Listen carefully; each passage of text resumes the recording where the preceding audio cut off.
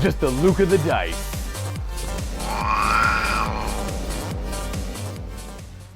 Hello, Wargamers, and welcome to another episode of Just the Luka the Dice.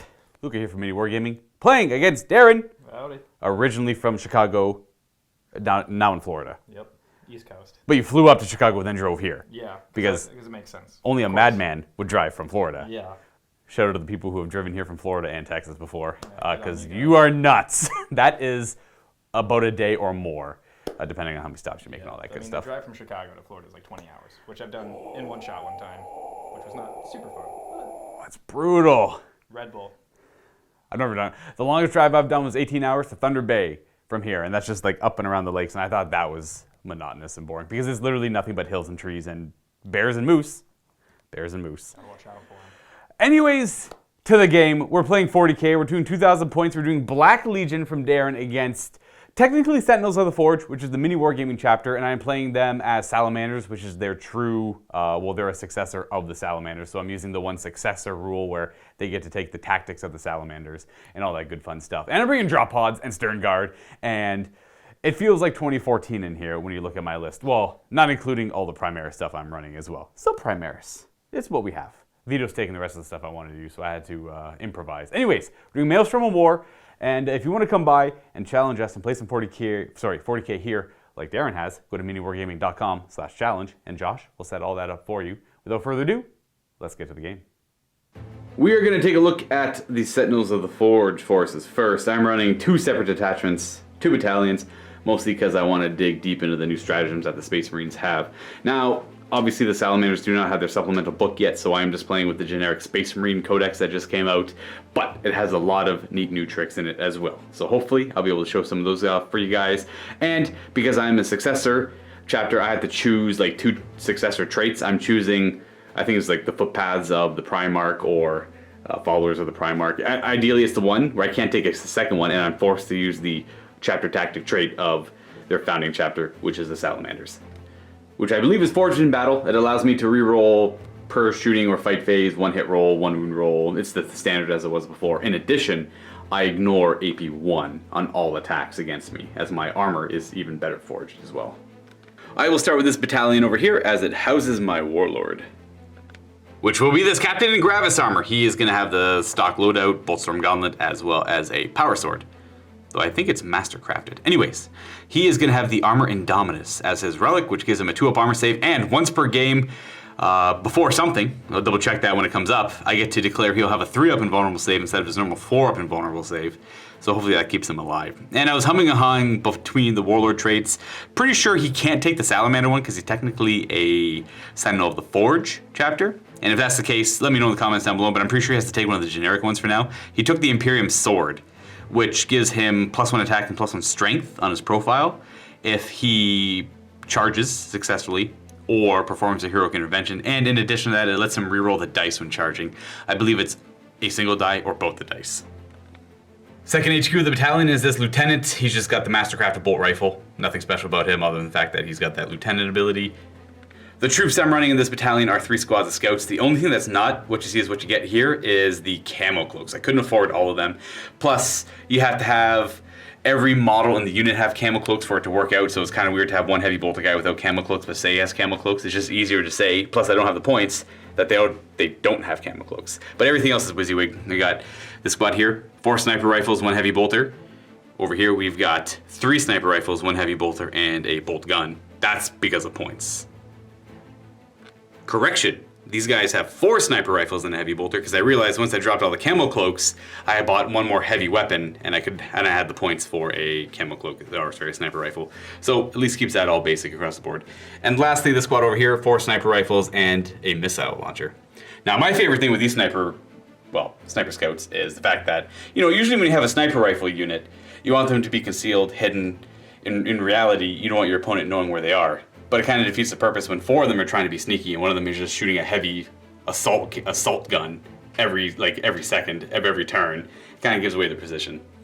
But mechanically, the heavy bolters and the missile launcher will work quite well, I imagine. I have 1 elite in the form of this Primaris Ancient. He just has a bolt rifle. 10 Hellblasters with their plasma incinerators. The last thing in this battalion are 2 identical squads of Inceptors with their assault bolters, or they're essentially heavy bolter guns, heavy bolter assault guns. Now these guys are going to be a heck of a lot better come turn 2 when they arrive because of the tactical doctrine, making all of their shots AP2. And for a more classic approach, we have this very old looking battalion, which is filled with, well, normal Marines, but I didn't have the points for a 3rd squad of tactical Marines with good war gear, so I went with the Primera squad here. Plus, I like some intercessors if possible. Now, leading this battalion, I do have a chaplain, and because of the new chaplain rules, he gets to pick litanies. He's got his basic litany of hate, and I'm also taking the recitation of focus, which at the start of a battle round on a 3 or more, I choose a unit within 6 inches, and they're +1 to hit. That's going to go on the Hellblasters, let's be real. And of course, we have a captain with a plasma pistol and a power fist. Now the captain is going to be riding with the Stern Guard veterans. Now these Stern Guard veterans all have combi meltas. The sergeant has a power fist, and they're going to be riding in a drop pod with the Storm Bolter. And we have slightly different tactical Marine squads. There's 10 of them. Sergeant is plasma pistol power fist. This squad's got 1 melta-gun as a special weapon and 1 grav cannon with the grav amp as a heavy weapon, riding in a drop pod with Storm Bolter. And lastly, this squad of tactical Marines. Similar loadout on the sergeant, plasma pistol power fist, plasma gun instead of melta-gun though, and a plasma cannon. Just keeping the entire squad, well, plasma oriented. And of course, they will be riding in a drop pod because if you're not aware, where have you been? Drop pods are the new hot thing in the Codex, in my opinion. They might not be, but the fact that they ignore the tactical reserve rule, well, better bust them out. That is it for my Sentinels of the Forge list. Now we can go take a look at the Black Legion to my right. Now we take a look at the Black Legion from my opponents at 2,000 points. Well, I think you said 1999. My points are somewhere like 5 under that. I can't quite remember, just because of all the changing I did with the scouts at the end. Anyways, why don't you let the people know what you got? All right, so it's 2 detachments, 1 battalion here, and we'll start out pretty standard. A couple units of 10 cultists, 1 unit of 20 cultists with a flamer, because why not? Nice. And then we're bringing Abaddon because might as well, you know, got to bring the big guy. And then we have a Sorcerer and Terminator armor here with the Force Axe, since that's what it's modeled with. Figured why not. We've got the Dark Apostle with his 2 little minions here, because it's nice to have your failure rate for 10 points. And that's that battalion. Then we move on to a Spearhead detachment, which will be using the specialist from the Vigilus Ablaze book, just in case I don't get first turn. And that is a simple Chaos Lord with a bolt pistol and chainsword. However, we're doing the Field Commander to give him the Armorbane Warlord trait from the specialist detachment. And then we have 2 units of Havocs, a little bit of Mark of Dave here, because I procrastinated and didn't get mine painted, and also flew and all that good stuff, so transportation was an issue. So we've got 1 unit with 4 las cannons, ignore the missile launchers, and the champion will have a combi bolter and chain sword. We have another unit, which will be Chain Reaper cannons, not the auto cannons, which they look like they have. And again, the champion will have bolter or combi bolter with chain sword. Oh, well, that's easy enough to remember then. And then they'll both be riding in this Rhino to start, because extra armor is nice. And then 2 units of 3 Obliterators. Everything in the list is Mark of Slanesh, because, you know, shoot twice. Gotta get that stratagem. And then to round off, just a random little addition to the Spearhead is this Helldrake going in, because why not? Helldrakes are awesome. Does it have the Bale Flamer or the other gun? Bale Flamer, of course. Bale Flamer, of course. And one thing to note, I forgot to mention about the battalion, is we're using the Council of Traitors with Abaddon as the Warlord. So the Sorcerer has the Warp Lord Warlord trait from the Shadow Spear, which allows him to reroll his 1s on psychic tests. Okay. And the Dark Apostle has the Trusted War Leader, I believe is what it's called. Essentially, whenever I use a stratagem, roll a die on a 5+, I get the command point back. Okay, it's like the Ultramarine one. Yeah, in a way. Pretty similar to that. And Abaddon, of course, has his built-in Warlord trait. Now, is that just a combi bolter on the Rhino? There's 2 combi bolters paid for, so, you know, we'll just pretend that this combi bolter fires really fast. Yeah, it's just 2 combi bolters. And then I guess in terms of psychic powers for the Sorcerer, we've got Smite, of course, Prescience, and Delightful Agonies, and then the prayers on the guy, well, he's got the Blissful Devotion because he's Marcus Slash, and then the Warp Sight Plea for better shooting. Now, remind me what those 2 do. Warp Sight Plea is +1 to hit for ranged attacks for a unit within 6 inches of him. I got that too. Nice. And then the Blissful Devotion just allows him to advance and charge because he's Slanesh, so probably want to end up using it, but he gets it for free, so And then does he have the basic one where everything around, like the hate one where everything rerolls? Oh, yes, the basic one, of course. Nice. And that is it for the Black Legion in today's forces. Again, we're playing Maelstrom War. I forgot to show my cards. Let's show off your cards and what you took out. Okay, so, well, I think what I took out I put back into the deck. So this is what we took out. It looks like Blood and Guts, Witch Hunter, Big Game Hunter, Domination, The Warp is your ally, and For the Dark Gods. Now, why did you take these out? Some of them are self-explanatory. Blood and Guts I took out because not a lot of close combat in this list. It might happen, but figured, probably not a big probability. Big Game Hunter, well, you don't have anything with more than 10 wounds, so took that out. Witch Hunter, you have no Psychers. For the Dark Gods, you're probably not going to fail a morale check, so let's get rid of that. Domination is obvious. Warp is your ally. I might get the psychic power part of it, but the demon summoning thing for 1 point is, for extra points, figured probably better to try for a different one. Fair. Now, taking a gander at mine, I took out Witch Hunter and Domination because you only have one Psyker, and I don't want to be forced to try and hunt down that one Psyker. Domination, my army's not fast enough to achieve that. Though, to be fair, I do have all the drop pods and the Inceptors, so I want to try and do a more Alpha Strikey, Space Marine kind of spearhead build. So I'm not going to hold back the drop pods for Domination, or because it could never be drawn, so that's ridiculous in its own sense. Master of the Warp, I did have a Psyker initially, but I ran out of points when it came to the Scouts, because I forgot to build them first and account for those. I had 5 characters anyway, so I was okay dropping another character. Priority orders received. I never want my Warlord to have to do something, even though it could be a lucky one. I always take that out. Death from Above. That one requires one of my units with Fly to kill one of your units. The only units I have are the Inceptors, and if they fail to kill something, well, I don't want them shoehorned into killing something that I don't want them to. I want them to go exactly where I need them to go. And lastly, honor your chapter. I have to do wounds to one of your characters with one of my characters for a victory point, or if I kill one of your characters, it's worth D3. My characters aren't, they're okay, but again, that's a stretch. The rest of the rest of the tactical objectives are a little bit easier to achieve, I feel. So I took these 6 out for that reason. This is the battlefield for today's game. Well, you probably guessed it. I had initially planned on playing Space Wolves first, but Games Workshop had said, or at least Warhammer community has said, there are going to be some FAQs being released later on, and I'm not too sure what those are going to be, so I'm going to hold off on the Space Wolves until those are released, and I want to make sure I do them correctly when they come out. Now, I know the Space Wolves aren't going to be getting the combat doctrines or anything like that. That's fine, but I assume they're going to be getting the Angel of Death rule and maybe some other stuff too. I doubt that, though, but I'm hoping for maybe a little bit more. But they currently don't have the Angels of Death technically, because all their War Scrolls, not War Scrolls, that's Age of Sigmar, their little sheets still say they shall know no fear. Anyways, the mat here is from GameMat.eu. We have the trees here with the snow-capped trees with, well, they're from studio level, and then we got green leaf terrain that handmade all these rocks. They're actually just styrofoam, hardened and painted as rocks with a lot of flock and snow, and which is actually just hot glue put on top of it. So very creative, Adam at Green Leaf Terrain. If you want some good terrain, you can contact him as well. I also forgot to mention command points. I'm at 13 because I haven't spent it on anything, whereas my opponent is down to 8, mostly because Abaddon gives you 2, and what else did you spend your command points on? Council of Traders for the extra Warlord traits, and then the Field Commander for the extra Warlord trait for that guy, and then the Specialist Detachment was 1. So it all washes out to 8 in the end. We'll be doing one of the chapter approved missions out of, well, the new book, obviously. Whoa! I feel like going back and doing the older ones. I got one, and just adding the new rules that they've included in the new chapter approved. Let me know if you guys want me to do that. If you guys missed the old missions in particular, I don't know if you guys actually care or not. Do you guys want me to keep doing the basic 6 missions out of chapter approved 2019? Or I guess it's 2018. Or do you want me to go back and do the old ones, maybe in the core rulebook or in the older chapter approved, and I'll just add the refined strategy and acceptable casualties and all that good stuff as well. So that's 1.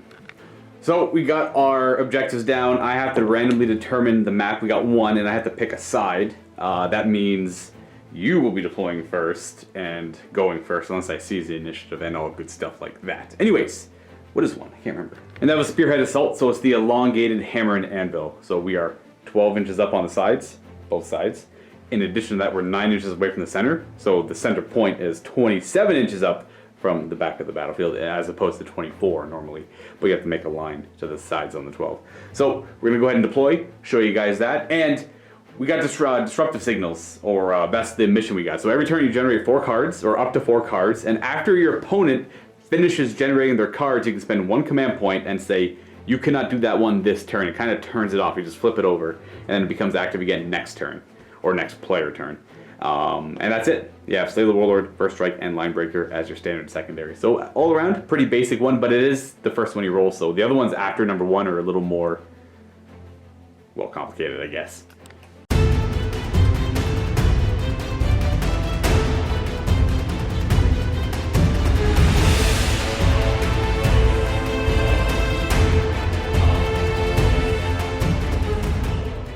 We have deployed. I'll start with my forces first, even though I deployed second. I got concealed deployment with scouts right up the middle, on the middle objective. Scouts back here screening this area-ish, but also near objective 1. Scouts atop here, near objective 5. Intercessors over here, near objective number 6. Now I put my Hellblaster and Character Bomb kind of in the middle. I'm mostly worried about the Helldrake.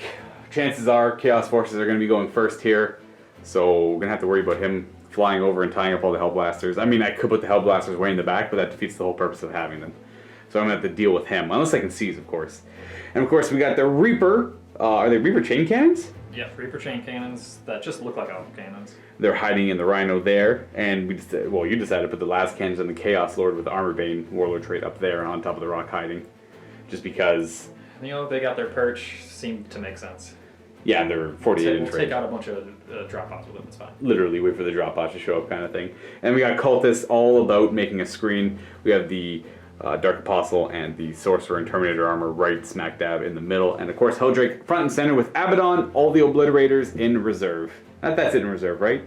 Yeah, the Deep Strike. They're up in space. Okay, so now... do I want to seize is the question. If I seize... the Hellblasters can't really see too much. They could move over this way and shoot at me with the Rhino. And maybe have a few pot shots at the Helldrake. If I move over in this direction, I could see maybe over here. I doubt it. I haven't actually looked. But my drop pods could show up right away, and then my Inceptors show up another turn early. But that means the Inceptors are showing up before the Obliterators show up. So that's something I have to consider as well. So I'm going to seize. I'll attempt it. I probably won't get it. If I get it, it's not the best thing, but it could help. Yeah, I just double checked moving them. I can't see the Helldrake, which is my main concern for right now, but they could at least get some pot shots off before they're charged and shot at by a Bale Flamer, if I get the seize. No seize today, so it'll be Black Legion turn 1.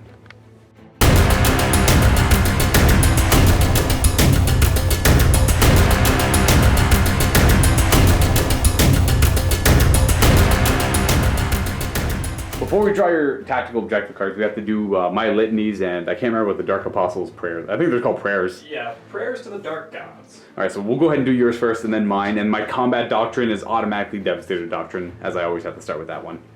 So I can't remember what your little helpers do for you though. They give you +1 to the prayer roll, so normally it's a 3+ with them nearby. It's a 2+. Is there any if you roll a 1, is there any downside or? It just doesn't happen. Okay, gotcha. So on a 2 or more, you get which prayer off? Well, he's definitely not going to be advancing and charging. Things aren't going to be getting into combat, so we'll go with the shooting, even though it's probably not going to help, but why not? So +1 to hit one, it goes off. Goes off because of the dudes, his extra spirits. So we'll say +1 shooting goes to... Probably the cultists, I guess. Yeah, cultists, because, you know, when your drop pods come in, more auto gun shots. Why not? Why not? I have to do my litany. I'm going to do the recitation of focus, I think. Yeah. So if it goes off on a 3-up, I don't have any modifiers to my roll. I get to pick a unit like you and give +1 to hit. That would definitely be the Hellblasters on a 3 or more. So I do get it off. So they're going to be +1 to hit until, well, the start of the next battle round. And that will make it so their guns can't get hot. Now let's draw your 4 cards. Sorry about the glare on the cards. They are shiny. We have no prisoners. Kill something. It's very chaosy. Defend 6. Oh, we'll see what that is. Rise to glory. If at least one enemy character, vehicle, or monster was destroyed. Okay, so... All you have to use, one of your characters has to kill it, though. Oh, okay. Probably not going to happen. And defend 5. Couple defends. Defend 6, 5, and no prisoners. Okay, well, 5 and 6. It's a good thing you got rid of them right away, ideally. So you can start discarding them. So both those back there are kind of rough. I don't think I'm going to disrupt your signal either. The only one you can feasibly do this turn is no prisoners. And... I don't think it's worth a command point to stop 1 point. You'd like to normally say that for things like slow down defends or deny things like supremacy or a potential domination. So Helldrake coming up, flying over the mountain thing here. Yeah, landing. It's one of those things I have to absolutely deal with it now, which I expected anyways. Getting a nice spot on those Hellblasters. Yeah. I'm gonna move my Rhino with the Chain Reaper cannons up a little bit just to move them up, but still keep cover so they're not getting shot at too early. So moving up this big blob in the Rip. That's alright. moving up the big blob in the center here. Cultists, the Dark Apostle with his helpers, and the Terminator. They're all gonna advance up because nothing for them to really do yet. So yeah, we'll show how they start. We'll show you what it looks like afterwards. It was 1 for the cultists, 1 for the 2 characters. Get that triple one out of the way. I don't think they needed to go too far, anyways. Yeah, that's fine. Oh, and this is their new happy home for movement. And you mentioned the rest of the cultists are going to stay where they are, just screening. Yep. So that actually brings us to the end of the movement phase and to the psychic phase. No, not moving objectives. Starting of the psychic phase, sorcerer. Going for prescience on the last cannons up here. Ah, that makes sense. +1 hit on them. We Yeah, got. that's a 7. I believe it goes off on a 7. It does go off on a 7. I don't have any way to stop it, so it just goes off. All right. He's Plus got 1 to hit. 1 more power as well, which is the this is the next one. The Delightful Agonies, which we would have thrown on the Helldrake, but it's out of range, so we're going to throw it right out on the last cannons. All right, back to the last cannons with that too. That's a 9. Yep, That's definitely going to happen. So they are +1 to hit, and they have a 5 up to ignore damage afterwards. Mm-hmm. And they're T5, so And 2 up save and cover. yeah, pretty much Plague Marines in cover. Open it with last cannons and the scouts. Yep, only target. Yeah, the only real feasible target. But hey, do they -1 to hit for being scouts? No, you drop the No. camo cloaks, that's right. Yeah, no camel. Camel cloaks give them like +2 to their saving cover. So Alright. they're just like 4 up armor save. Well, I guess they're technically 3 up armor save right now, but they're last cannons. Yeah, so here we got some 2 up, re-rolling 1 last cannon shooting at scouts. Here we go. Good use of resources. 2s to hit. And they all hit, look at Prescience, that. prescience helps. Mhm. And these are 2s to wound. And they all wound, They all wound. -3. So I was thinking about using transhuman physiology on that. It's a good thing I didn't, because those would have all wounded anyway. So -3 puts me at a 6 up save. I'll save save 1 of one. them. So 3 dead scouts. 3 scouts going down. Leave the missile launcher and the sergeant. So Baleflamer going into the closest, or no, just the unit of Hellblasters, right? So yeah, before you shoot at them, I'm going to use transhuman physiology on them. So that's a new stratagem they have. It's 2 command points. So it's pretty expensive. But they can only ever be wounded on a 4 or more, no matter the strength of the weapon. Alright. Which is a good way to make Marines pretty defensive. 4s instead of 3s. Yeah. So let's see, D6 automatic hits. Here comes a 1. Okay, so at least it wasn't a 1. So I would have felt bad if you got a 1. So these 4s to wound. Let's see some 3s. That'll make me feel good. We got no 3s. Oh no! What's this? Stupid dice betraying me. Uh, That's going to give me 4, 5 up saving throws. I only ignore AP1. If it's AP2 or more, I don't get any benefit. I will save 2 of them though. So Nice. 2 of them are going to die. And when they die, they're near an ancient, so they get to shoot when they die. So I'm going to choose for... Is it a roll for that, or is it It is. automatic? It's a 4 up. I have to roll Oh, still. that's right. I'm going to kill, I guess, you. And I don't know if another one really matters all that much. We'll go with you. Actually, no, we're going to go with you and you. Both of them are going to die. Okay. You're going to live back there, and on 4 ups, they get to shoot. Oh. Both of them do. All right, very nice. They hit on 2s because of the litany, the focus. Reroll the 1s. Supercharging, of course, because they can't get hot. Oh, I still get a 1. And now these are strength 8 or 9, wounding on 3s regardless. I have a lieutenant nearby, so 3 wounds. Oh, yeah, never mind. I used all my rerolls. I forgot it was a salamander, but I pretty much used all my rerolls there anyways. So 3 5 up invulnerable saves on the Helldrake. Making 2. All right, that's only 2 damage then. Alright, down to something. Yeah. I don't remember. I can't remember either. Down to 10 wounds, and that's it for his shooting. No more shooting. That brings us to the charge phase with the Helldrake. Who is the targets? Just the Hellblasters. Alright, so they will Overwatch, and I might as well supercharge. So I don't have to do these one at a time, unfortunately. So I'm going to start with the Sergeant here, and then I'm going to work my way around. So Sergeant first. Reroll 1 for the Captain. Oh, wow. Oof. Okay, so the Sergeant lands 2 hits. That What guy. is the Sergeant? That's the guy over there. I'll use a Salamander reroll. Doesn't help. Next guy there. Guy beside him. And then the last guy on this left side gets another hit. And we have 1, 2, 3 more to go. So this guy here. Here. Gets another hit. We got 4 hits. And the last Hellblaster. Nope. So we have 4 hits that wound on 3s. Reroll the 1 for the Lieutenant. 4 more wounding hits. So he can't die, but he could take some big hits here. Invulnerable saves. Making 2 again. Takes- Oh, not too bad. 4 damage. Now he's down to 6. Yeah, that'll probably just bracket him. Oh. Might need Oh, one maybe more. actually. Might need 1 more. Let's go ahead and roll that charge distance. 10 inches. So huge, that'll should no allow me to do problem. exactly what I want to do. Fling over here, stay without 3 of any characters. So no heroic interventions. Yeah. So those will go there. All right, you get to go first with the Helldrake. All It's the right. only charge. So given that it just got bracketed, I'm going to go ahead and spend a point for Demon Forge, because rerolling those hits and wounds is a great thing. So with the Warlord trait on my Dark Apostle, let's see if I get that back. 5 or more. Nope. So it's costing 1 command point. Would you like to pile in a little bit deeper, or are you happy where you are? I think I'm good where I am. All right, so how many attacks does he have? Yeah, it's got 3 as he's bracketed now, and they're hitting on 4s. Rerollable. Rerolling these 3s. And And that did not help for Okay. the hits, unfortunately. And then the wounds, I believe he is strength 7, at least 6, so should be wounding on 3s. Yeah, I'm not going to do transhuman physiology for sure. So we And got it wounds, AP. AP minus 1. Oh, so I ignore that being a salamander, so I have Ooh. 3 up. Not that it None matters. saves. Wasted command point. And I guess I'll fight back. But I think I'll do Gene Rot Might because they're Primaris. Yeah, I'll go down to 10 command points and spend 1 on Gene Rot Might. So any Primaris infantry, when they go to fight, any unmodified hit roll 6 automatically wounds. Which is awesome against a vehicle with higher toughness. And they have Shock Assault right now, so they all got +1 attack. They're all 3 attacks each. So there's going to be 16 attacks into this flyer. And I do have the Focus recitation up. The recitation of Focus only helps for ranged attacks. So I'm only hitting on 3s, but I am near a captain, so I reroll 1s. And I'm going to use the Salamander 2 to reroll. What a roll. That's a pretty good roll. Because of Gene Rot Might, that's 5 automatic wounds. Oof. It's like old poison from fantasy. And that's a miss. And he's now wound on 5s, rerolling 1s. And I'll just reroll this random 3 because I'm a Salamander. Gives me 1 more wound. So we have 11 wounding hits. 11 wounding hits on him. All right, 11 3-up armor saves. 1, 2, 3. I only do 3 damage.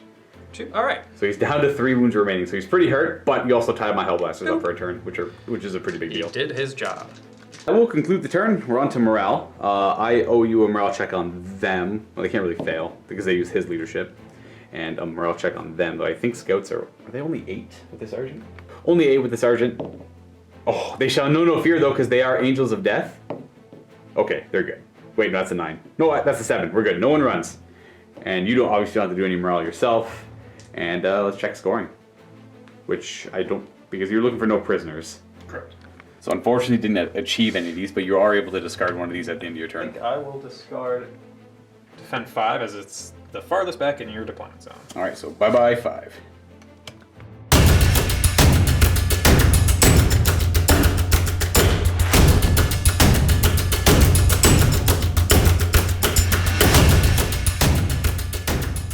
Alrighty, let's get me some cards. I get 4 of them. We're going to open up with Secure Objective 2. Nice and easy. Scour the skies. Well, that Helldrake's right there, so why not? Defend 2 and Assassinate. Annihilate a character. Where is 2? 2 is critical.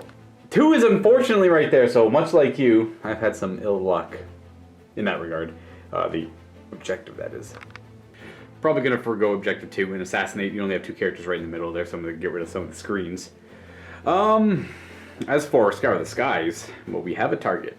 First thing I'm going to do is have these guys fall back out of combat, and I'm going to move in this direction, kind of claim cover in this area from the 2 walls here in case anything feels like being unnecessarily mean to them next turn.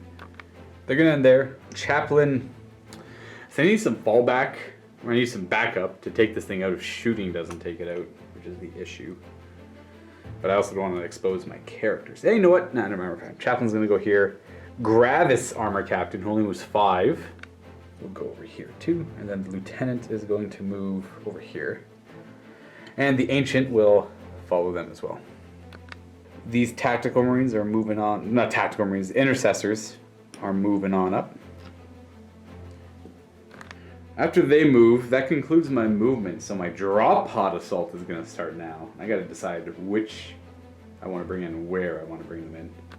Only 2 Drop Pods come down this turn. Now, I have to note that when a Drop Pod comes down, you have to figure out, or let your opponent know, fins up or fins down because of that FAQ. If fins are down, then the fins count as the footprint. If fins are up, then the hull is the footprint of the model. Now, this one is, I'm going to put fins. I've always liked fins down because I think it looks better for drop pods. It's really cool. Plus, I do want to take up more space, and I want this one to hold that objective and be a little bit closer. So a little more advantageous for me as well.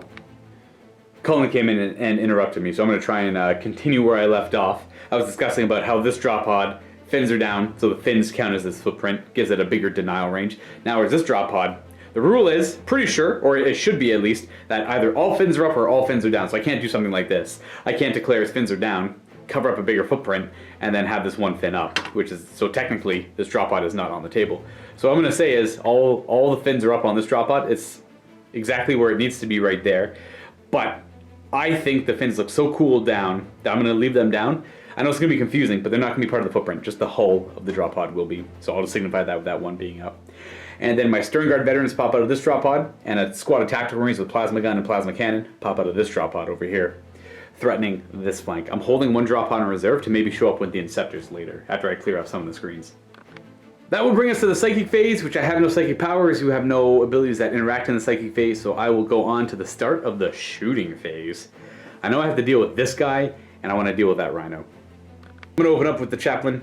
Bullstorm Gauntlet from the Gravis Captain, firing at this Helldrake. Pistol 3, so hitting on 2s. They all hit, and these wound on 5s. Got 2 wounding hits, 2 3-up armor saves. 1 damage, he's down to 2. Sorry, you're probably screaming, you're Salamander! I get to reroll the 1 wound roll for the one that failed to wound. Which actually does wound. Alrighty. 3-up armor. Oh no! Another fail! So he's at 1 wound left. Okay, so Bullstorm Gauntlet, Pistol 3 is doing it. Sorry. We're gonna throw a crack grenade from the Primaris Chaplain there. He hits, and he wounds at -1. So 4-up armor save. And he is out of the sky. Unless you want to reroll it. I do have, he could shoot, they could shoot, they could shoot. It would at least force me to shoot with another unit. Yeah, probably not worth it though, so probably not worth that command point. Crash and burn? Yeah, let's see if I take some with you on my way out. No. So he doesn't go down. That'll be first. Do you want to reroll that? No, thanks. Okay, didn't think so. So that's first strike for me. And Scour the Skies. Next up, these Stern Guard veterans are going to fire all of their Melta guns, the Kami Meltas, but I'm not going to shoot the bolt apart, into this Rhino. So it's going to be 5 Melta guns. They're all within 12. Hitting on 3s, I get to reroll the 2 because I'm a Salamander, which helps. And these are going to be wounding on 3s. Oh no! I needed that so bad. Oh, you got your 1 Salamander. Salamander reroll and a command point reroll. Ooh. So 3 wounds at no save against because it's AP4. There actually might be cover. So it was close to cover, but these 3 over here have pretty clear line of sight on them, whereas this guy's like 50% scared, 25% scared, then pretty much in the open. Pretty sure the vehicle has to have cover from the entire squad. And I'm a little more open with the cover rules too, but I think he would be more in the open just because of how most of them can see him. So he's going to take enough damage to not kill him. I've already used my command point, so that's just going to be 7 damage. He's got 3 wounds remaining, I think. Yep. Supercharging the plasma pistol from the captain into it. He hits. He wounds. Now you do have cover from him, so you'll have a 5-up armor save. Alright. No. He's got 1 wound left, unless you want to re-roll it. No, it's okay. Okay, now I got to think of a way to get more damage on him. These 3 scouts are going to take pot shots at it. They didn't move, so they hit on 3s and wounded on 5s. 6s are good though. Got the mortal wound. So he goes down. Okay. Does he blow?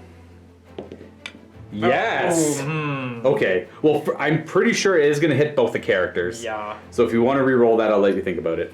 That is going to be a re-roll for the chaos. That's a bad explosion. No! Come on! There's always the chance that I didn't spend that command point. That's true on a 5 or more. Okay, there you go. Alright. All that rolling for nothing. Yeah. So we'll do the cultists first. They take D3 mortal wounds. So 2 of the cultists fall over, whichever ones you want. Somehow it was these guys. Yeah, those guys over there. Well, they all shift around in the confusion of the explosion and freak out. Exactly. Who do you want to do next? We'll go with the. So I think the sorcerer has 5 wounds in Terminator armor, and he's probably only got 4. Well, we'll just go with the Dark Apostle. He's got 1. 3 wounds left, I believe. Now the Dark Disciples. Are they separate? They are a separate unit, I believe. Okay, well we'll roll for them last. We'll double check that. We'll just do the sorcerer. Sorcerer. Nice. Only 1. They are a separate unit that could die to this. Yeah. That would be unfortunate. They do. They are dead. Oh no. No, the poor little guys. Yeah, they knew what they were signing up 4. And then we must emergency disembark the Havocs as well. That squad was actually hit by the explosion as well. So D3, these cultists go down. Oh, 3 of them. 3. Okay. Oh, he's the champion. Let's not kill him. 1, 2, and 3. That's where they end up over there trying to get out of their rapid fire range. So I won't be able to charge either. And roll 5 dice for every one. They're fine. They're all good. It was those 3 ones for the advances earlier. Got rid of them. Got rid of those, yeah. And then the Rhino is down as well. But that did protect their life. Oops. By the way, good job, Scouts. That was an excellent shot. I must say they hit something explosive. Right for the gas. So we're going to fire everything from this 10-man squad into those Havocs, minus the plasma pistol over here, which is going to shoot over here. And we're not going to supercharge anything either because there's no point. They're T5. So I won't be wounding on 2s. The plasma cannon, D3 shots. It's going to be 1 shot. Hitting on a 4 because he counts as moving. And we hit, wound on a 3. We are a Salamander, so I'll reroll that. We do. And that is a heavy weapon, so it's AP minus 4. Ooh, because my save, eh? So just one of them dies. Sergeant goes down, makes sense. And then plasma guns got 1 shot, hits. No lieutenant nearby, so it fails to wound. And I'm gonna do the plasma pistol over here, which we are within 6 of this captain over here. It's how I deployed them, so I get to reroll that. He misses anyways. Right. And then I have the rest of the bolt guns firing into them. 7 bolt guns on 3s. Reroll the 1. And then these wound on 5s. Wow. Ooh. Okay, 4 wounds. Only re-rolling one of these because I'm a... what's it called? Oh, no, I already re-rolled that for the... I cheated a little bit there. So 4 wounds at 3 of saves. 2 go down. Uh-oh. So 2 Reaper cannons go down. Or chain cannons. 2 older models. Okay. I'm going to fire the Stormbolter into them. From the drop pod. 3s to hit. I'm near the captain, which helps. 5s to wound. Reroll that for being a Salamander. Now it works on drop pods too. So it's 1 wounding hit, no AP. My goodness. Okay. Yeah, take him for line of sight. And then this Stormbolter is going to fire at that one over there. Not rapid firing. We're not near a captain, but we are a Salamander. So Salamander drop pod doesn't help. And one more wounding hit. It's going to do things. Yeah. No! Come on, you can't roll dice. You can't roll dice. You're dying to drop pods. So there go the chain cannons. Anybody from my shop will just not be surprised. It's fine. Yeah, no surprise there, right? Like, oh. Woo! What was that? Wow. Salamanders. That's what they get for those. Scouts and bolters. Yeah, scouts and bolters. Secret weapons. That'll counter the T5 Havocs that got a much needed buff. You know what? It's just all the masterfully crafted weapons of the Salamanders. Right, yeah. Yeah. So thanks, guys. Scouts over here are going to fire next. We're going to fire 1 frag missile down the table at the cultist. D6 shots. It's going to be 6. Hitting on 3s. I'll reroll that for being a Salamander. And these are going to be wounding on 3s. I'll reroll that for being a Salamander. 4 wounding hits. 6 have saves on them. 4 of them get killed by the frag missile. 1, 2, 3, 4. Yeah, weird. Pretty much concludes my shooting. They're out of range over there. And I've come down and killed the one threatening unit I want to get rid of. Because those things, like, I do ignore the AP on it, but the fact that it's 8 shots per guy, it's ridiculous. Yeah, strength 5, and if I got one of the +1 to hits on them. Exactly. So, yeah, I needed to get rid of that unit. So they're happy there. Everything's happy where it is. I could declare a charge over here. I could charge over there. It's a 10-inch charge. I'm not going to bother. That guy fell over. So we're going to go right on to morale, where I don't have to take any, but these guys do. They lost 7 of their 10 models and their bravery 6? 6, so they're at a -1. If I roll a 1, then he'll be alive. So D6 plus 1 run? Mm-hmm. It's going to be... They're all dead. Yeah, they all go away. The cowards. Yeah, that's fair. They have... It's... Oh man, there's a term for it. I remember reading. It's transhuman terror, or transhuman something, where normal mortals kind of buckle under the pressure of fighting against Marines. It goes both ways. Mm-hmm. My cards, I get a point for Scour the Skies, and First Strike, Assassinate didn't happen, and neither did any of these. So I'm going to get rid of Defend 2, because I'd rather just kind of go for a quick score objective 2 if I have to have one of them. And that goes away as a point. So I'm left with these 2. Which will bring us to the second battle round, which means at this point is when I choose to change my doctrine. I'm going to put it to the assault tactical doctrine. So all rapid fire weapons and assault weapons have an additional AP on them. In addition to that, we have to do our litanies and our prayer. So I'll go ahead and let you do your prayer first again. So, with anybody in range, probably just be +1 to hit on these cultists again for their range. It's only got 3 up now because he Yeah. lost his followers. So, of course, here Don't comes roll a a 2. No, we're good. Right. Okay, so is it the same target on the Yeah, cultist? it'll be cultist, biggest bot. And then we will go with my prayers, which is going to be the recitation of focus again on them. Give them +1 to hit. I'll reroll that. Got stuck. We're good. 4 is a 4. And yeah, so they're +1 to hit. My doctrine changes, and that's it for the start of the battle round.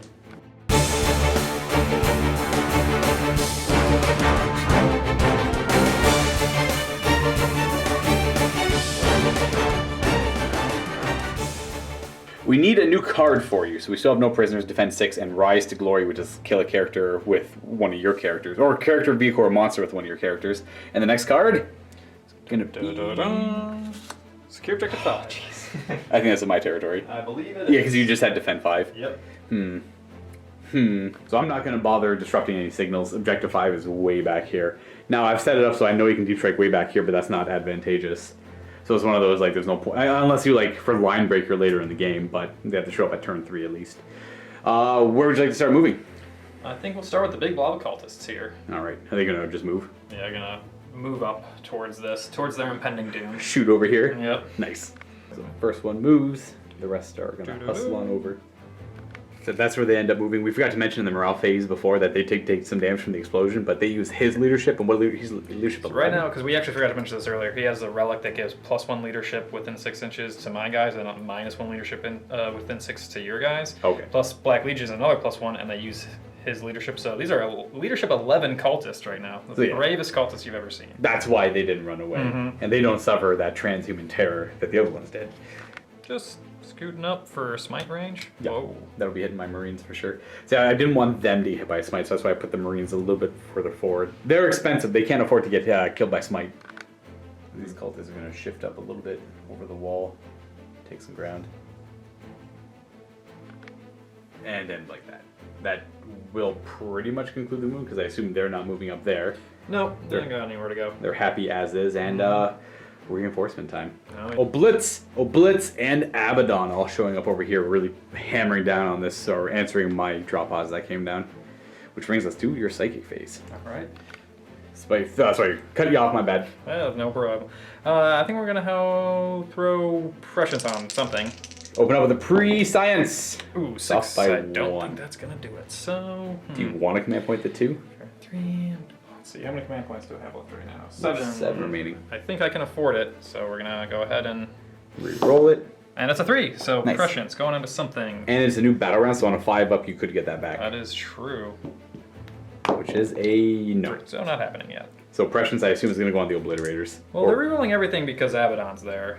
It's true. So I might go on something that's not rerolling everything, but what's really important? That I'm going happened. to go for those obliterators. Second thought, yeah, these guys. So they're going to be hitting on 2s. Mm-hmm. And that's right, they're assault weapons. Second power, I assume Smite? Or maybe the Feel No It Pain. might be the feel no pain on these obliterators because they're sort of out in the open. True. The 5-up 2 ignore damage on them would be quite beneficial. And, potential mortar wounds on those guys is cool, but for the most part, it's not going to get into your plasma weapons, so I think the feel no pain is the better bet. Gotcha. So looking for, I believe, a 6. That'll do it. Definitely for 10. good. So they have the ignore damage on a 5-up, and they are +1 to hit with prescience. So we have 20 shots in total because of rapid firing into my tactical Marines first with the cultists. And they're rerolling all hit rolls because Abaddon is nearby. Hitting on 4s because they have the warp sight plea. Actually, they hit on 3s because they normally hit on 4s, I believe. Actually hitting on 3s because of warp sight plea. Rerolling for Abaddon. We have what, Ooh. 1 miss in the end. Good job, buddies. Sharpshooter cultist. 5 to wound. That's Whoo! Okay. looking pretty decent. That is not good for my tactical Marines. Well, there's a whole pool of 8 of them, so 3-up saves. I make 2 of them. Okay, that's not too bad. So you'll die and you'll die. Talon a Horus with Abaddon. He actually might be out of line of sight for a lot of things to shoot at. He's hiding behind a rock, but he's giving everything 6 within 6, rerolling all hit rolls, which is real good. So they fought. Now we got the scary obliterator. Well, we don't have them. We have the las cannon guys still too, if you want. So we'll shoot the last. We're gonna save the best for last, but I want to see if anybody's comedy bolters in range here. Probably not. Long. So we're just gonna take the last cannons at the closest Drop pod? drop pod there. Nice. 'Cause why not? All right, we got 4 shots. Hitting on 3s, re-rolling 1s because of the lord that's up there. All right, Alright, didn't matter. They all hit and they win on 3s. Winning on 3s, and with the special armor bane warlord trait from the specialist attachment, they re-roll 1s to wound against vehicles. That's pretty good. Didn't matter. Okay, 2 wounds. I do have a 3-up save that goes to a 6-up, which I failed both of them. I only have 8 wounds, so 2d6 damage. Only for 4. 4, huge. All right, you persevere, drop pod. Yeah. 4 wounds remaining, and of course, drop pods only with 8 wounds do not degrade. Storm bolters at full force all the time. So that's the last cannon is done. Now we got these two guys here. So I think these obliterators back here know where they're going. They're going at these guys right here, I believe. So we're gonna open up with that one first. Yep. So it's time to roll their guns. So before I gotta decide on transhuman physiology here. So no matter what, they are only ever wounded on 4s, which can save them against obliterators. But I'm trying to think, is it worth trying to save them? And my gut says yes, because I love tactical marines. So that means that these ones are going to shoot the Stern Guard veterans. That's kind of one of those things. Yeah, I'm just going to do transhuman physiology on them. See how long they can persevere through this. So that's 2 of my command points again. Shots! All right, well, so 6 shots for all of them, but let's see, what's their strength? 6 plus 2 for 8. So Okay, so transhuman physiology is going to help a lot. worth it, yep. AP, my only -1, which means nothing for your guys. And Salamanders! woo! And damage, Won't which is really- irrelevant. Nice! So they wound on 4s with no AP. Oh my goodness! I'm going to take a step back and reroll the AP and gamble if it's going to be more than 1. No, It's 2. so it's 2. All right, Now it's so- relevant. Yeah, now it matters. And let's see, do I get that command point back? Yeah, because you haven't got that yet. That's right. You do not. Oh. 2s hit because of prescience. Rerolling 1s because of Abaddon nearby. Well, it's technically reroll everything, but only 1s matter. And Oof. one more Well, you hit. know, that's fine. And then transhuman physiology ignores the strength 8. So 4s to wound. Let's see if it helps at all. Yeah, well, it obviously helps a little bit, but that's a really good roll. Yeah, a lot of the... Yeah, I mean, it definitely helped, but woo, still quite a bit at Yeah. a 5-up save. That AP2, which is probably going to take him out. So I went from losing 4 guys, and then the reroll killed a further 4. So I've lost 8. That's the squad. 1, 2, 3, 4, 5, 6, 7, 8. And no prisoners. That is no prisoners too. Yep. Now, So- quick question. How would the transhuman physiology work with Veterans of the Long War? Because does that add to my roll? So it adds. So the wording for transhuman physiology is unmodified wound rolls of 4. Oh, So- so it would negate that. It would negate Veterans of the Long War. Something to think about, Space Marine players. Yes, it's a good counter to. It's a very good counter to veterans. These ones, of course, are going to fire the Stern Guard, who I don't expect to really survive this, unfortunately. So we've got strength 8, 2s to wound. and AP A -1. 1.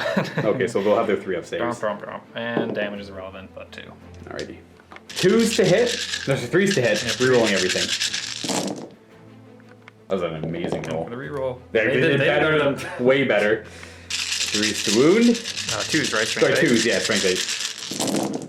And no rerolling on the 1s, but there's like, what, 2 1s? 2 1s. So that's 16 wounds. 16 3-up armor saves I've got to make. Because I'm a Salamander, I ignore that AP1. 3-up! You killed them all, they're all dead. Bad roll. That was not the best roll. It makes up for your bad rolling over there, too. So Yeah. the Stern Guard go down. They didn't really get their points. They're pretty expensive, but, I mean, that's the problem. Made it possible to take out the Chain Reapers. Exactly. They were pretty key in that-ish. Now we have the Sorcerer in Terminator armor. Rapid firing into my drop pod because he's a Terminator. So Yep. 3s to hit, I believe. Yep. Rerolling because of Abby. 2 rerolls. Okay. He's, he's not a good shot. No, he's better at the psychic stuff. And 5s. 1 wounding hits, and I make my save.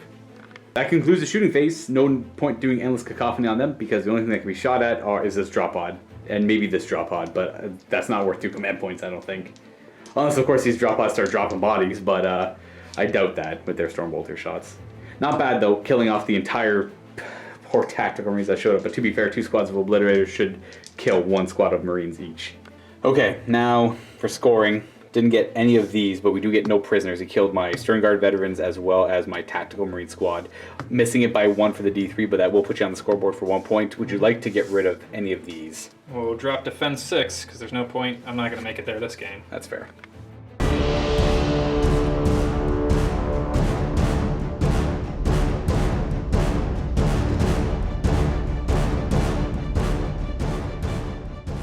See what I get for cards. I still have Secure 2 and Assassinate, Lightning Strike, and Secure 6. Okay, well at least I'm near 6, I believe. Score 1 victory point if at least one enemy unit that was entirely within your opponent's deployment zone at the start of the turn was destroyed this turn by one of my armies, or one of my units. Pretty much like these obliterators, any of your characters, maybe not that character, and those obliterators as well, I believe. So pretty much kill them for Lightning Strike. And Secure 6 will be over there near the Intercessors. First thing I'm going to do is I'm going to move all these guys here behind this barrack. He'll go over here to claim some cover, and they're going to just tango with some obliterators for a while. They move forward to get some cover. The command follows behind them, and then I'm going to advance this Space Marine captain over here because he has more ambitious plans. I think he's going to go 7 inches towards the scouts. Now the scouts are going to move up. It's a 5-inch climb up, so they move in a little bit, and it's moving with heavy weapons for them, unfortunately. But they'll at least be able to take some shots. And then these scouts will move up as well just to get in range to take some pot shots at things later. These scouts are more than happy here in case 5 ends up coming up at some point. Intercessors move up 6 over here. They're still going to stay in range of 6 though. Objective 6, that is. And then the rest of my reinforcements show up on this flank of the battlefield, so I'm trying to trap in the Chaos forces over here. So I have my drop pod with the Tactical Marines that disembarked.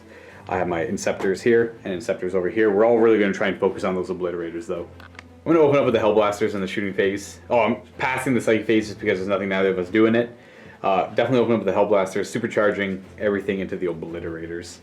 Now they have +1 to hit, so they can't get hot. But they're not rapid firing either, so I only have 8 shots. So 2s to hit with +1 to hit, so that means those become... So rerolls happen before modifiers anyways. And then that becomes a 2. But that's still a miss. 1's always miss. And we are then going to wound on T5? Toughness 5, yep. Yeah, so 3s. Rerolling the ones for the lieutenant being nearby. Ooh. There we go. That many demon saves, which is going to be, these are like AP 6, I believe. No, they're AP 5 right now. Something crazy. Something crazy. So 5, 6, 7, here you go. Invulnerable saves. And they have 5 up to more damage afterwards. With Delightful Agonies. So we make 1. Sure, so that's going to be, well, you might as well, actually you have to roll these one model at a time anyway, so that's going to be 12 damage. So kind of doing 2 at a time here to keep it simple. So, so he takes 2 damage, and then he's got 2 wounds left. So this is the second wound that goes through. Alright, so he saves 1. So he's got 1 wound left, so we have to take another wounding hit. So that's technically 2 rolls you have to do for him, because it's 1 attack that does 2. This is the third one, so he dies. He's going so down. 1 dies. And then I have 3 more in the pool, so the first one of the 3. I guess you do 4 at a time. He's gonna make 1. And the second one of the 3. He's gonna make another 1, so he's taking 2. So that'd be 4, yeah, wait. Well, he's taking 2 wounds. Right, 'cause Oh, these are all, yes. or damage, whatever. That's true, and then we have 1 more to do then. And he makes 1. So Dang. he's alive with 1 left. He made... And this guy, He dies. We'll say it was this guy. So he dies, The and then- farther back one, get out of here. He's got 1 wound left. So we're going to go ahead and fire these scouts at them. Oh, if I'm in range. I should probably measure that first. So yeah, they're all in range to fire, but I'm going to use a command point on Hellfire Shells from the Heavy Bolter to fire into them, so it just does D3 mortal wounds if it hits. Ooh. But it is a heavy weapon, so I'm hitting on a 4. I hit. So it's just D3 mortal wounds, 2 mortal wounds, which you ignore on 5s. Gotta make both of these pretty much. So I kill 1 and wound the other one. He's got 3 wounds left. And then I have 4 sniper shots into him, which also moved. Hitting on 4s, reroll the 1. I gotta check the Salamander trait. I'm pretty sure I can reroll any hit roll with that. So Captain's nearby, I'll reroll the 1, and the Salamander trait lets you reroll successes or fails on hitting or wounding, so that helps a lot. So I got 2 hits, which wound on 5s. I'll reroll the 1 for Salamander. We have 1 wounding hit, 2 up armor save, because I'm in Tactical Doctrine. Alright. Stormbolter. So I want to kill him off. The Stormbolters aren't that effective against them. They're AP now, so actually it might not be that bad. So yeah, why not? I'm going to do Stormbolters into him. 2 shots. I'll see what's nearby afterwards. I'm pretty sure they're both nearby though. Reroll that for being a Salamander. Sure. Still fails. Reroll that. For being a Salamander or being near the lieutenant, that fails. And then this one's going to attempt to shoot as well. I know he's not rapid firing. He hits once, but Salamander, drop pod. Gets Mastercraft the Storm Bolters as well. And 1 wound, 1 wound. At AP 1, because of Tactical Doctrine. Ooh. 3 up. Which you ignore on a 5 though. Yep. He's got 2 wounds left. Scouts up here. Couldn't get a good line of sight down there, but they can shoot at the cultists back there. So it's going to put all shots in the cultists. Heavy Bolter hitting on 4s. Reroll the 1 for being near the captain, which still fails. And wounding on 3s. 2 wounds. It should just kill 2 cultists off because it's a Heavy Bolter. Of course. And then I got 4 sniper rifle shots as well, which hit on 4s because it's a heavy weapon and I moved. But I'm a Salamander, so I get to reroll that because I haven't used that yet. And these wound on 3s. Rerolling that because I'm a Salamander. 1 wound. So because it's not in the Assault or Devastator Doctrine anymore, you do have a 6-up armor save. Oh, big money. Here we go. Oh, hey, look at that, it mattered. All right, so they killed a couple of cultists off. Just the front 2 intercessors are arranged to fire at cultists, so it's just 2 shots. The sergeant with the auxiliary grenade launcher is going to throw a frag grenade, or shoot a frag grenade, though. Boom. 2 shots. Guess I should have shot the rifle first. I'll reroll that for being a Salamander. That misses anyways. Wounds on 4. I'll reroll that for being a Salamander. 1 wounding hit. That is no AP because that's only the Devastator Doctrine for grenades. 1 6-up. Nope. Kills 1 cultist, and then I've got 1 bolt rifle shot, which hits and fails to wound. Last thing over here to shoot is this one scout is going to fire a frag missile at the cultist over there. I can see a couple of them. D6 shots. It's going to be 4 shots. Hitting on 3s. Reroll 1 of those for being a Salamander. And 3s to wound. Reroll 1 of those for being a Salamander. So we got 1 wounding hit with a 6-up armor save on those cultists there. Nope. One dies. Boink. We're going to fire everything from this Tactical Marine Squad into those Obliterators. We're going to open up with the Sergeant with the Plasma Pistol first. Supercharging it, of course, hitting on a 3. Do I re-roll that with a Salamander trait? I think not. I'm not going to re-roll that. And then we're going to do the Melta Gun next, who's within 12. It hits, and it wounds. And you have a Demon save. 5 up. Hey, we're good. Oh, dang it. That's really good. All right. Then we have the Grav Amp. 4 shots. It's a heavy weapon, so it counts as moving. I will use the Salamander trait on one of these because I might as well. It hits, and it's going to wound on strength 5, so 4s, I believe. Mm-hmm. Use the Salamander trait on that. Only 1 wounding hit. It's -3, so you have Demon save again. All right. Oh, no! These were the right guys to put Feel No Pain on. Yeah, no kidding. And then the rest of the bolt guns, some are rapid firing, some are not. Rest of the bolters, hitting on 3s. Oof, could use some rerolls over on this side. 5s to wound, no rerolling. 3 wounds at AP 1 because of the Tactical Doctrine. Okay, so we got some 3-ups. 3-up saves, 1 damage. Yeah, 1 damage, fine. Now the first Inceptor squad is going to fire into them. They are 18 shots per unit. 18 shots from the first squad into the Obliterators, hitting on 3s, and since they're all the same weapon, I'll just Salamander trait that one. That helps. 4s to wound. And I'll just reroll 1 of these. Doesn't help. So we got 4, 5, 6, 8 wounds at AP 2 because those are assault weapons and the Tactical Doctrine helps out a wee bit there. So these are all 4-up saves. Oops. Okay. I believe. Kill 1. I do enough to kill 1, unless you want to command point it. But I have another squad shooting as well. Yeah, likely they'll probably do at least 1 wound, right? So we'll take it. Boop. And now 18 shots from this second squad. 3s to hit. I'll use a Salamander trait there, which doesn't help. 4s to wound. And I'll use a Salamander trait there. Oh, dang. So we only got 6 wounds this time. Right. At AP 2, so 6 4-ups. We do 1, 2, 3 damage. All right. So you guys got 1 wound left. So I might as well fire the Storm Bolter into him, which won't be rapid firing, or it might be as a fin. So, point out a good point. I actually couldn't put the model on the fin here because that's part of the model as it's down. So he'll have to go over there, but he will be in range to shoot still, or he would have been. Now rapid firing into them with the Storm Bolter. 3s, Salamander, 5s, Salamander. 2 wounding hits at AP 1. So 2 3-ups. And you're good. Ooh. So I don't kill him there. And that should conclude my shooting. I've done an okay amount of damage, but I wanted to kill 1 more of them. Ideally. I'm not going to be charging either. Now, for morale stuff, I don't have to take any, but I'm pretty sure your Obliterators are fine because they automatically pass within range of him. Mm-hmm. They're within 6. That's right, and as these cultists as well. Yeah. And I think his leadership thing is actually a 12-inch bubble. Oh wow, so yeah, then you're more than fine on leadership across the board. Now for scoring, I did not get lightning strikes because I failed to do... You made a lot of good delightful... The delightful agonies literally saved you there and denied me a command blow or a victory point. But I will be getting secure objective number 6 over here. So getting that puts me at 3 victory points. So I will put that over here. Remind me of the Inceptors, are they 2 or 3 wounds? 3 wounds now. And I'm going to get assassinate or lightning strike. I'm gonna get rid of secure objective 2. I don't think that's happening anytime soon. A little too far. I have to get too danger close to Abaddon for that. We're going to move on to turn 3 where I'm not going to change my doctrine. I'm pretty sure tactical doctrine is the best doctrine by far, so I'm just going to keep that active for the rest of the game. Mostly for the Inceptor still alive. Now if I get down to the nitty gritty and I get to close combat, maybe I'll go to the assault doctrine. And we have to do the prayer and the litany. We'll do your prayer first. Warp side plea again. Of course, makes sense. And it goes on. It's definitely these 2 obliterators right here. Yeah, because that's 12 shots, so they're going to be +1 to hit. And then I'm going to go for the recitation of focus again, which I get as well. So it's going to go right back on the Hellblasters.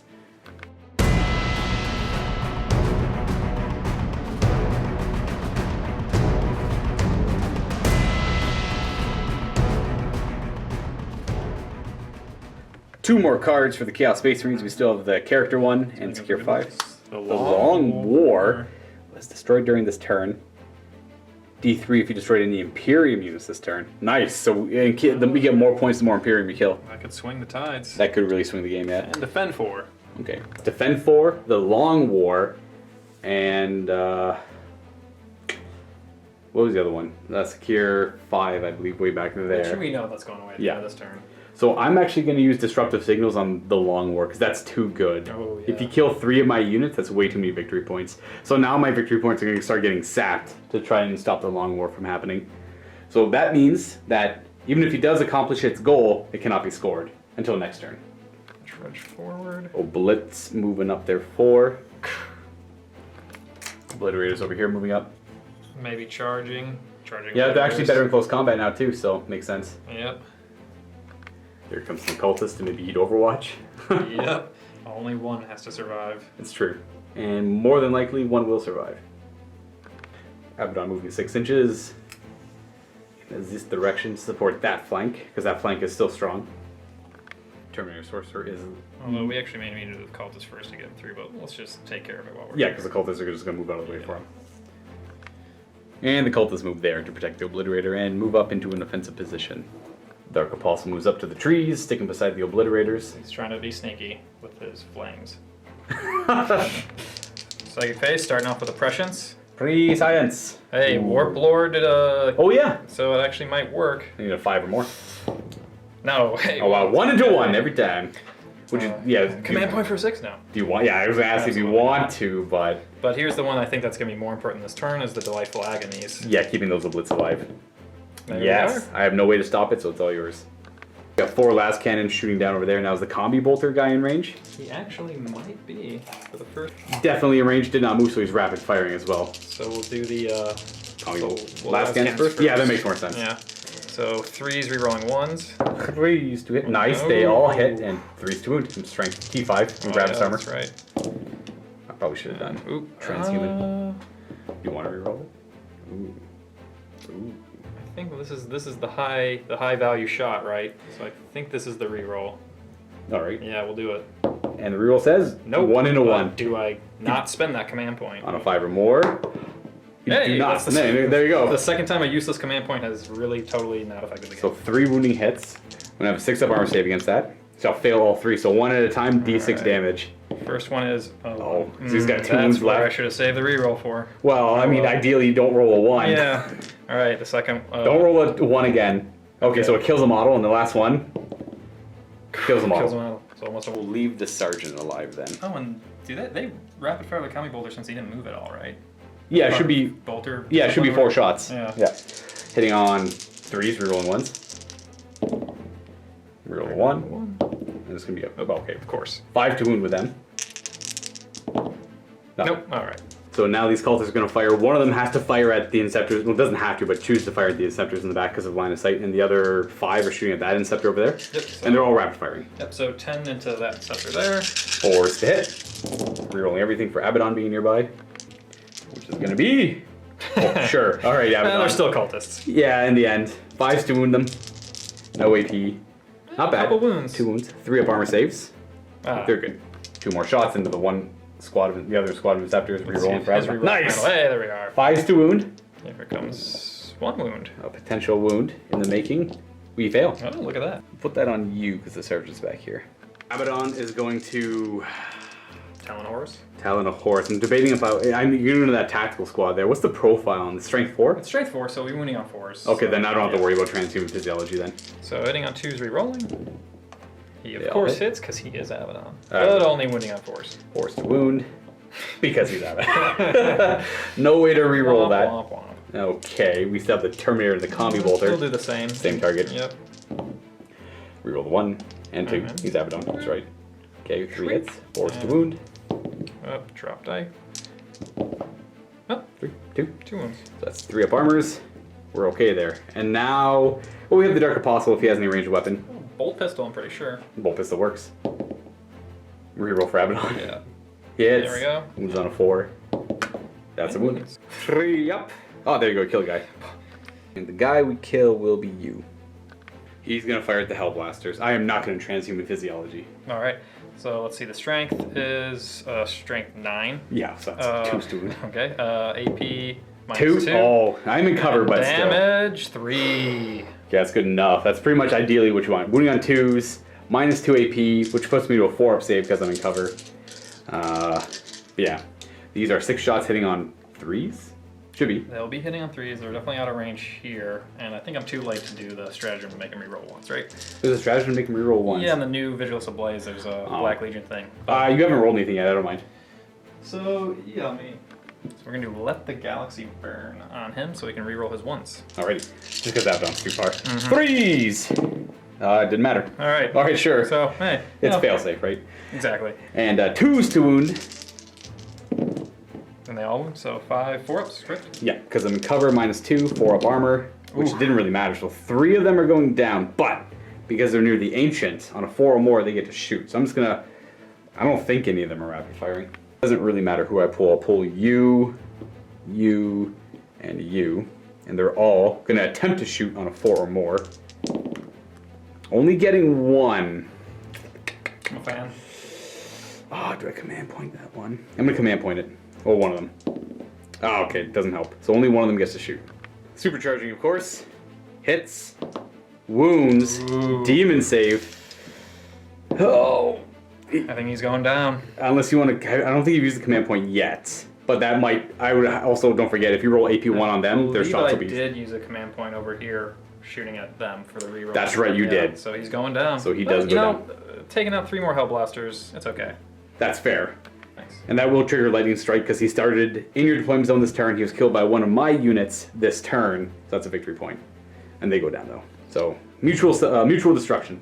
So Obliterator is going to declare the Inceptors as a target of fire. I won't have cover. I'm going to transhuman physiology then. Wait, I have to see if I can do that. I think it has a limitation on who can do it, but pretty sure it's infantry.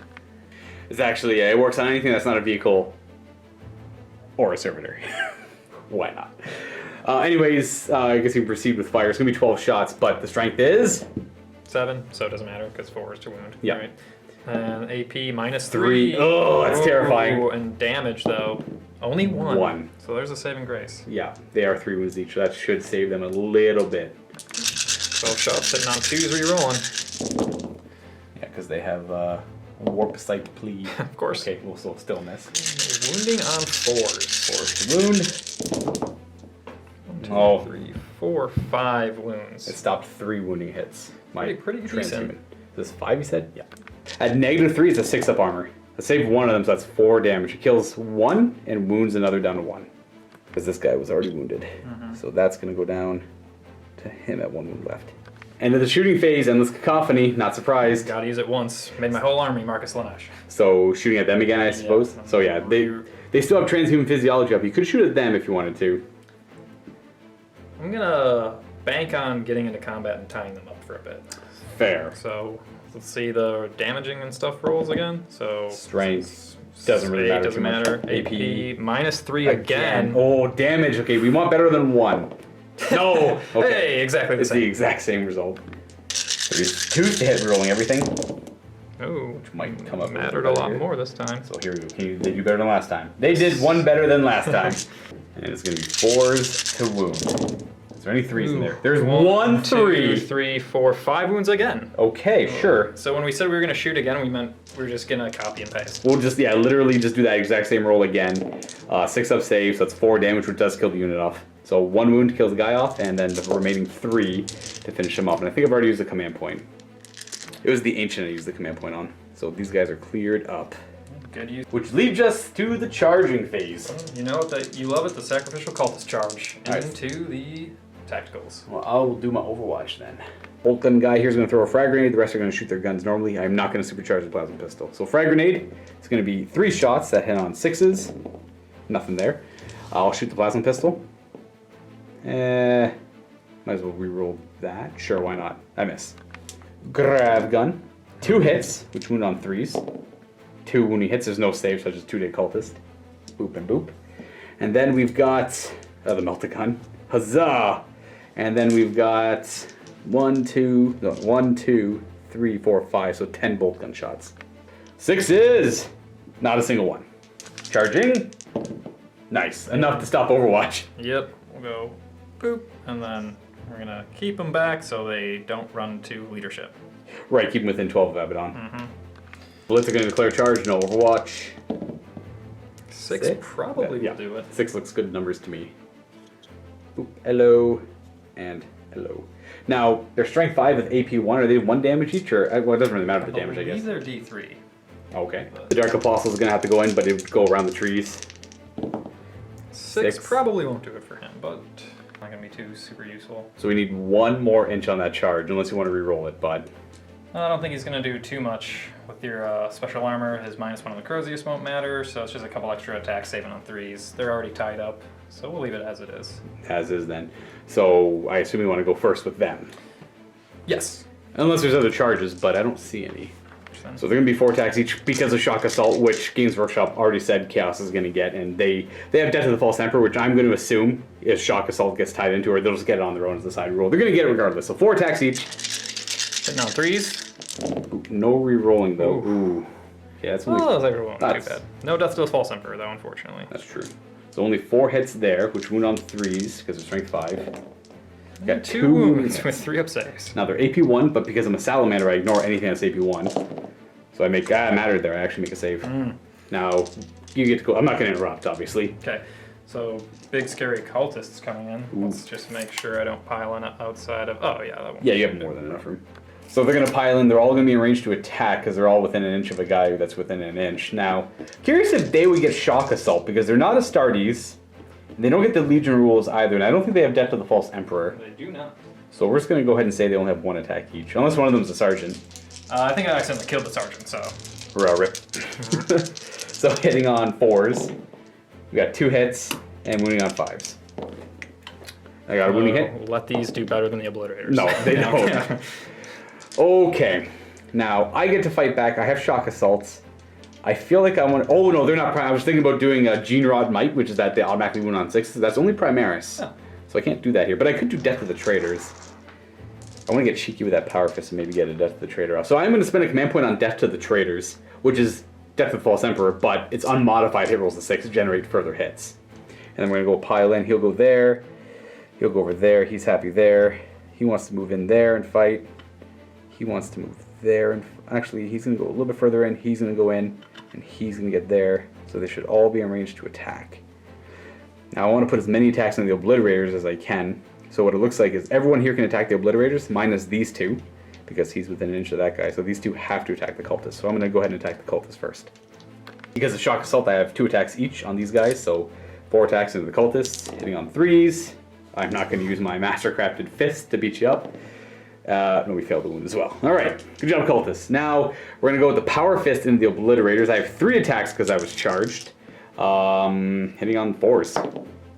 Whoa, my goodness. So this is where Death of the Traitors comes in, because unmodified hit rolls of 6 trigger extra attacks. Normally a Power Fist reduces those to 5. So 2 more attacks, which they obviously don't chain into extra attacks. And I'm going to re-roll this 3 with the Salamander trait, which still misses. So we actually have 4 hits with the Power Fist, wounding on 3s. I'll use the Salamander trait there. So that's going to be 3 demon saves. This guy alone could do a lot of damage. Yeah, look at that. Power fists. You forget about them, but they're good. And Oh no. all of them. So one at a time. The first one does 2 damage, which you can ignore on that guy. You need to make both. And I do. Oh my goodness! Look The at next 3 damage. You need to make all 3 of them. that. I mean, no problem, no problem. Oh my goodness! Okay, next one. 3 damage. You got to make all of these. Yeah, it's gonna happen. It's not a problem. Okay, he goes down. Okay, so yeah. It doesn't spill over though, so just that one guy. And then we got 2, 4, 6, 8, 10, 12 attacks with general close combat weapons and stuff. Those are some dice, people. These hit on 3s, no reroll, no 6s either. Okay, you know what? All the 6s were to the power fist, which is what I'd prefer anyways. 5s to wound, 2 wounding hits. You have 2 up saves. Yeah, we killed the guy. Huzzah! That's it. 1 wound. And that is, yeah, we did 1 wound too with that like impressive power fist show. Whatever, obliterators are pretty tough, especially with the life agonies. That was a dice on dice fight. Yeah, that was nuts. That was nuts. That will conclude close combat. Brings us to morale. The cultists over here automatically pass because they're within 12 of the despoiler. And the obliterator doesn't have to take it. They don't have to take it because they can't possibly fail. He can't possibly fail losing 2, but I'm going to roll it anyways. No, definitely good. Because I'm pretty sure he's 8. We're on the scoring. I know I get lightning strike because of the 1 Hellblaster that died, and the Ancient let him shoot before he died, so that's a point for me, putting me at 4. The Long War was turned off, so out of all of these, I don't think you got one yet. Nope. This is started. That's with started. The cultists over there, and we're gonna go ahead and get rid of this one. That's fair. So this, you're probably going to achieve this unless I can kill those cultists off. And I think this turns back on. So if you do this on my turn, you still score it, I believe.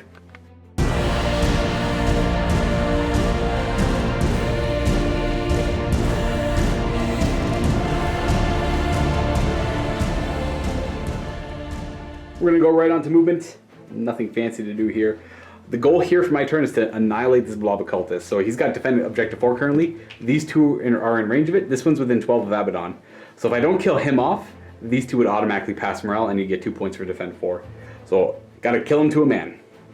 And the Hellblasters are hopping over this wall. And they are going to get into rapid fire range of these guys over here. Ancient's going to move. Primaris Chaplain's going to move up. We'll say the Lieutenant will move up there. He can only move 5.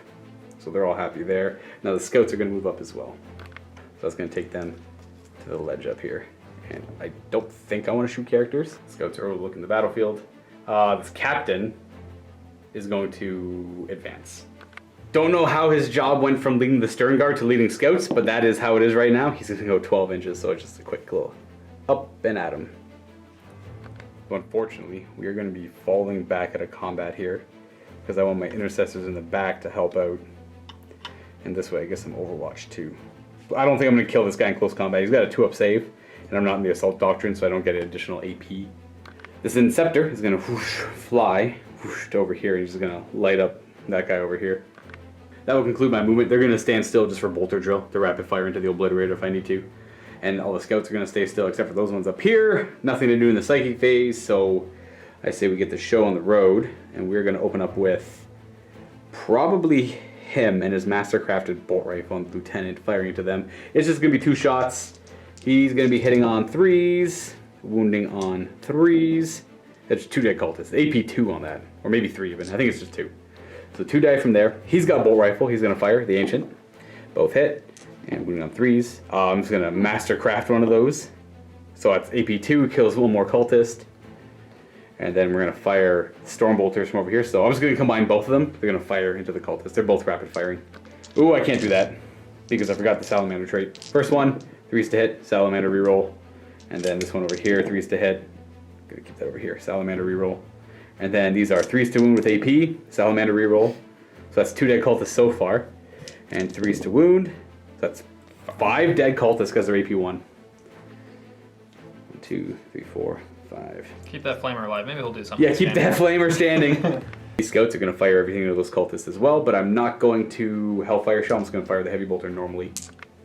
3s to hit with the heavy bolter, and 3s to kill, essentially. So 3 more scouts get, or 3 more of them get gunned down by the heavy bolter, and then I have 4 sniper rifle shots hitting on 3s. Master or Salamander trait, 3 hits, which wound on 3s. So 3 wounding hits, but there's no AP. You actually get 6 up saves against Oh, them. yeah, they get a chance. They have a chance. So 3 more go down. Oh, cultist chance. And we have 1, 2, 4 more cultists I have to kill, and 10 Hellblaster shots to do it. Should have. Yeah, I'm gonna fire all the Hellblasters and then rapid firing, but not supercharging. So I'm just gonna do 10 dice. Hellblasters! 3s to hit, or actually 2s to hit because they have the litany on them. And reroll the 1 for the captain nearby. And these are 2s to kill. Rerolling 1s because Hey, Lieutenant. Got him. Those failed. Womp, womp, womp. So I stopped to defend 4. I do have a lot of firepower on this side of the table still, so I wasn't... Actually, no, I got really good shooting with everything. It was like, he killed 2, he killed 2, that killed 3, that one killed 2, they killed like 4. We're going to fire these scouts next. We're going to do a crack missile into the Obliterator and 1 sniper shot into him as well. So we'll start with the crack missile for sure. We'll reroll that with a Salamander trait. What do I get? 2. That's a 2, that's a fail. So sniper rifle shot, it hits, and it fails to wound, but Salamander trait still fails to wound. Scepter, firing into that Obliterator, which is going to be 6 shots because he hurt the unit pretty bad. 3s to hit. Okay, spot on, all hit. 4s to wound, and I'll reroll 1 of those. 3 wounds at AP2. We got a 4 up, and Delightful Agonies. Takes 2, he's got 2 He's not as delightful as the other guy was. With 2 remaining wounds, all I really have left to fire is this drop pod and these guys here. So they're all going to rapid fire into the Obliterator. One cool thing about drop pods, if you charge a drop pod with any units, that unit can't be shot at. So that's a good way to protect your units for anyone who's may not have picked on that. But he's going to shoot with his auxiliary grenade launcher a crack grenade and then 8 bolt rifle shots. So I'll start with a crack grenade. Blunk. Salamander trait. Oop. Hey, wounding on a 3. And that's AP only 1 because we're not in the Devastator Doctrine. Alright, 3 up. Ooh, ha. So it's D3 damage. Yeah, I think You only this is where have we 2 spend the left. point. Yeah, I guess if he's dead, there's no point in Endless Cacophony. Exactly. And point. There you go. All right. And did I have a got my own back? I think I did. Yeah, because it's still the same Yes. battle round. Yeah. Yep. So you're down to 1 remaining, and I got 8 bolt rifle shots. Hitting on 3s. No rerolling the hit roll here. Wounding on 5s, but I can reroll 1 of these. 2 wounding hits at AP2 because of the Tactical Doctrine. 4 ups. He's fine. Ooh. Double 6. Yep. That's. Oh, I got the Stormbolter. Is the Stormbolter going to kill him, or should I just beat up the cultists with that? I mean, 2 up save, or is it -1 with the Stormbolt? -1 with the Stormbolter. So 3 up save and then the 5 up. 4 shots. I mean, it could happen, but The problem is he's going to be shooting this turn coming up. I'm going to shoot the cultist at this point. I don't think I'm going to kill him. Maybe I can kill a few cultists off. Well, I have to get lucky to kill them all. I'm going to shoot at him, whatever. Obliterator. We hit on 3s. Reroll. And 5s. Reroll. 1 wounding hit with a 3-up armor save. He's good anyways. Yeah, I figured killing a couple cultists isn't going to amount to much. And that is it for my shooting. No, they haven't fired yet. oh, they didn't. So the snipers here, because of range and line of sight, this one can shoot at the Obliterator, but they're all closest to the characters anyways, I believe. I know these ones definitely are. He might be questionable. I'm going to fire all of them at the Terminator Sergeant here anyways. Not Sergeant, the Terminator Sorcerer. And we're going to do Hellfire Shells from the Heavy Bolter as well. Now I'm going to see what this guy can and has to shoot at. Start with the Hellfire Shells. Measured him, he's about 10-ish away from both of them, so I'm just going to shoot at the Sorcerer. Hellfire Shells, because they moved, it hits on a 4. But I have a captain nearby, which helps. Ooh, there we go. So D3 mortal wounds, just 1. He's down to 3. And I'm down a command point, and then I got 1, 2, 3, 4 sniper rifle shots. I guess I should have rerolled that D3 mortal wounds. It's too late now. We hit on 4s. Rerolled this and this because of the Salamander trait. Gives me nothing more. These wound on 4s. Rerolling this for the Salamander trait. 2 wounding hits, but you have 2 up armor saves. Well, Good. you're fine. No damage from them. And that should conclude my shooting now. Funny enough, a lot of people are probably laughing or leaving comments. I didn't draw cards, so I'm just going to draw 3, and I'll give you the opportunity to stop any of them, just because it's my mistake for drawing them. So mission critical objective, I'll roll that in a moment. Secure 5, and no mercy, no respite. I have no idea what that is. Mission critical objective is going to be 6. So I have to score 6, score 5, kill a character, which I failed to do, and no mercy. I score a victory point if at least 1 enemy unit was destroyed and or failed a morale check this turn. D3 if 3 or more failed those. Funny enough, 5's back here. Didn't move them, so I don't score it, but next turn I'll move them over there. probably wouldn't have moved them anyways because I wanted the shots over there.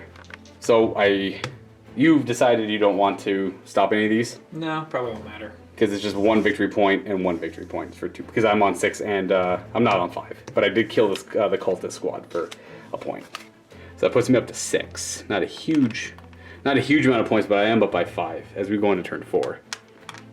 And I'll get rid of Assassinate because it's... I don't know, should I? Whatever, I'll keep it.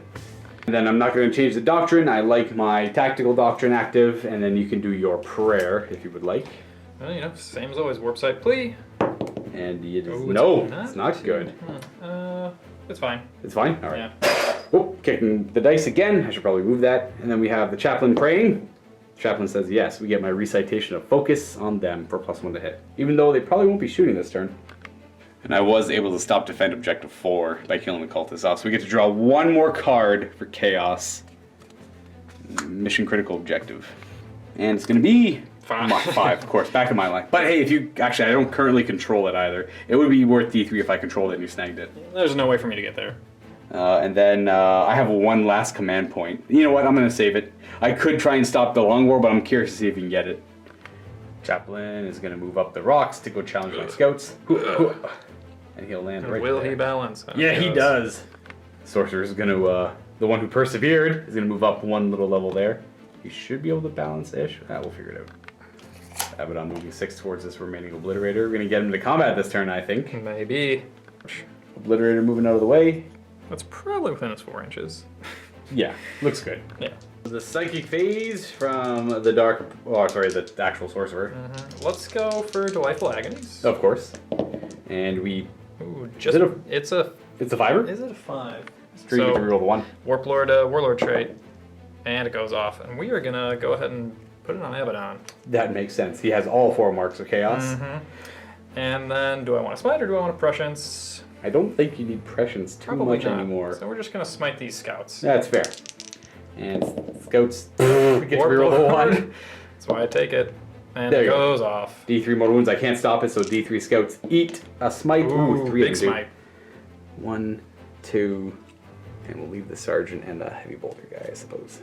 Sorcerer with the combi bolter into the scouts. 3s to hit. Rerolling everything for Abaddon nearby. 4s to wound. And we got 2. I got my scout saves. Well, I'm actually in cover, so it's a 3 up, so they're good. Alrighty. You know, I don't believe that he has grenades, so he's just going to shoot his bolt pistol. He might have grenades. He probably has a grenade. Frag grenades. He does have them. D6 shots. 2. Well, better than 1 pistol shot, I guess. I suppose so. Hitting on 3s. Reroll it. Nice. Don't need to. And 5s. Oh. No, nada.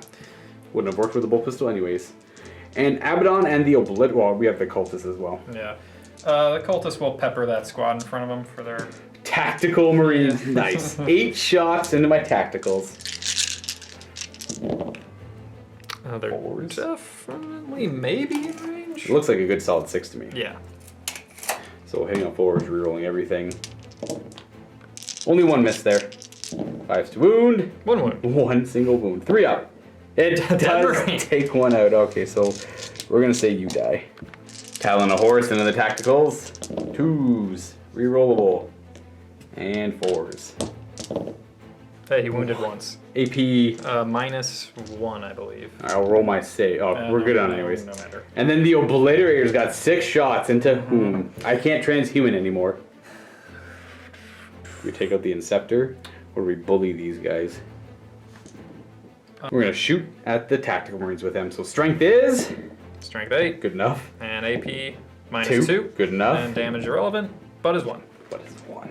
So 6 shots, hitting on 3s, re-rolling everything. We have 3 hits so far. And 4 hits altogether. 2s to wound with AP 2.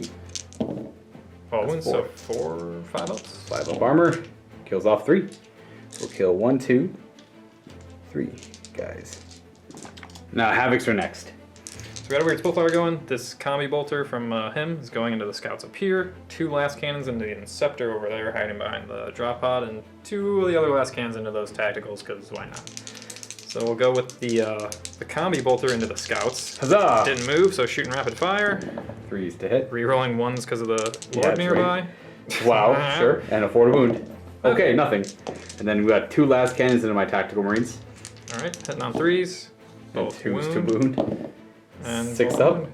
2 die. 2 dead. This is gonna be the 2 normal guys with bolt guns. And then 2 shots in the Inceptor. They both hit. Ooh, And 3s. 3s to wound. They both wound. 6 ups. Ooh, 2d6 damage. He dies. He's dead. So pretty good accuracy on them all game, I'd That'll say. be long war at the very least there. That's true, as D3 victory points. Cultist is going to charge first, need some Overwatch. I will throw... the Melt-the-Gun's going to throw a frag grenade. The other 2 guys are going to fire normally. So frag grenade, it's going to be 6 shots. Whoa. Ooh. 6 is to hit. We got 1, nice and average. 1 wound, no AP. It kills off 1 cultist. The Grav Gun is going to shoot 4 shots. It's going to hit, and I'll just reroll 1 with the Salamander trait. And 3 to wound. Salamander trait kills another 1 off. And then we got 1 Plasma Pistol, which I won't supercharge, which misses. And charging, good enough. Bam, in they go. And then down, I guess technically you'd have to charge the drop pod as well, because you get within an inch of it. Yeah. The wings. Well, that guy shouldn't be on the thing though, which we said earlier and I forgot about. Oh yes! But I would have had to fall on him. Dang it! That's right. I keep forgetting you're not supposed to land on the fins. So he would go there, and he would go there. and well, yeah. So I guess I still have to declare the Yeah. thing as a charge. So if you want to do the Stormbolter Overwatch, it actually could kill those guys off. It probably won't. No. 1 reroll. No. Now we're gonna go ahead and try and charge Abaddon into those same tacticals. And we figured that was an 8-inch charge to get into the sergeant over there. And we might as well declare the drop pod, I guess. Just in case, yeah. So no watch from either of them. And Ooh. you have 1 command point. You need a 2 up to make it in. I think I'm gonna lose after this turn anyway, so we're gonna try and get Abaddon into close combat. This is going to be the combat for 1 turn? There we Okay, go. yeah, he's going to go just annihilate those guys. And then the Obliterator might as well try. Yep, because Well, if you... I guess no, you're still going to be out of line of sight for most of my stuff, but I could also move. So the Obliterator is acting as a good screen for Abaddon. True. Because he's the closest, and if he's behind line of sight, then I won't be able to shoot him. I think fair point. Abaddon... I don't need him in there because Abaddon will tear Exactly. up, so well, we won't charge him. But we've got these Oh, yeah. desperate charges up the hill going on. Oh, boy. So who's charging first? We'll put the Terminator first since he has better armor, I guess. Heavy bolter into him then. He's in cover, so sure, I'll Salamander trait that. Nope. 1 sniper rifle shot, which I miss as well. Alright. So whatever this charge is, we'll see. Well, it's not that! Okay. Alright. The Apostle, Dark Apostle. heavy bolter, and well, I guess we're shooting it in. So Salamander trait, nope. And sniper rifle, that one, I dropped that one. That misses anyways. And then he charges probably what, a 5 or 6? Oh, now we have to check. Great. 100% in. In he goes to beat up some of those guys. And outside of 3 for a heroic intervention as well. Should be, yeah. Yep, just barely. Shock assault, so he gets an extra attack on his the Dark Apostle. Alright, so hitting on 2s. Nice. They all All hit. hit, and then strength 5 with a -1, which you'll ignore, right? But With my still- powerful scout armor. Still 3s to wound. Oh, but 1.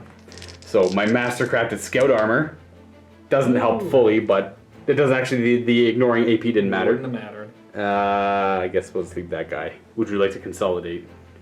Yeah, you can't. I can't do anything Yeah, about so it. Yeah, it just keeps why me in not? combat. Boop. Huzzah.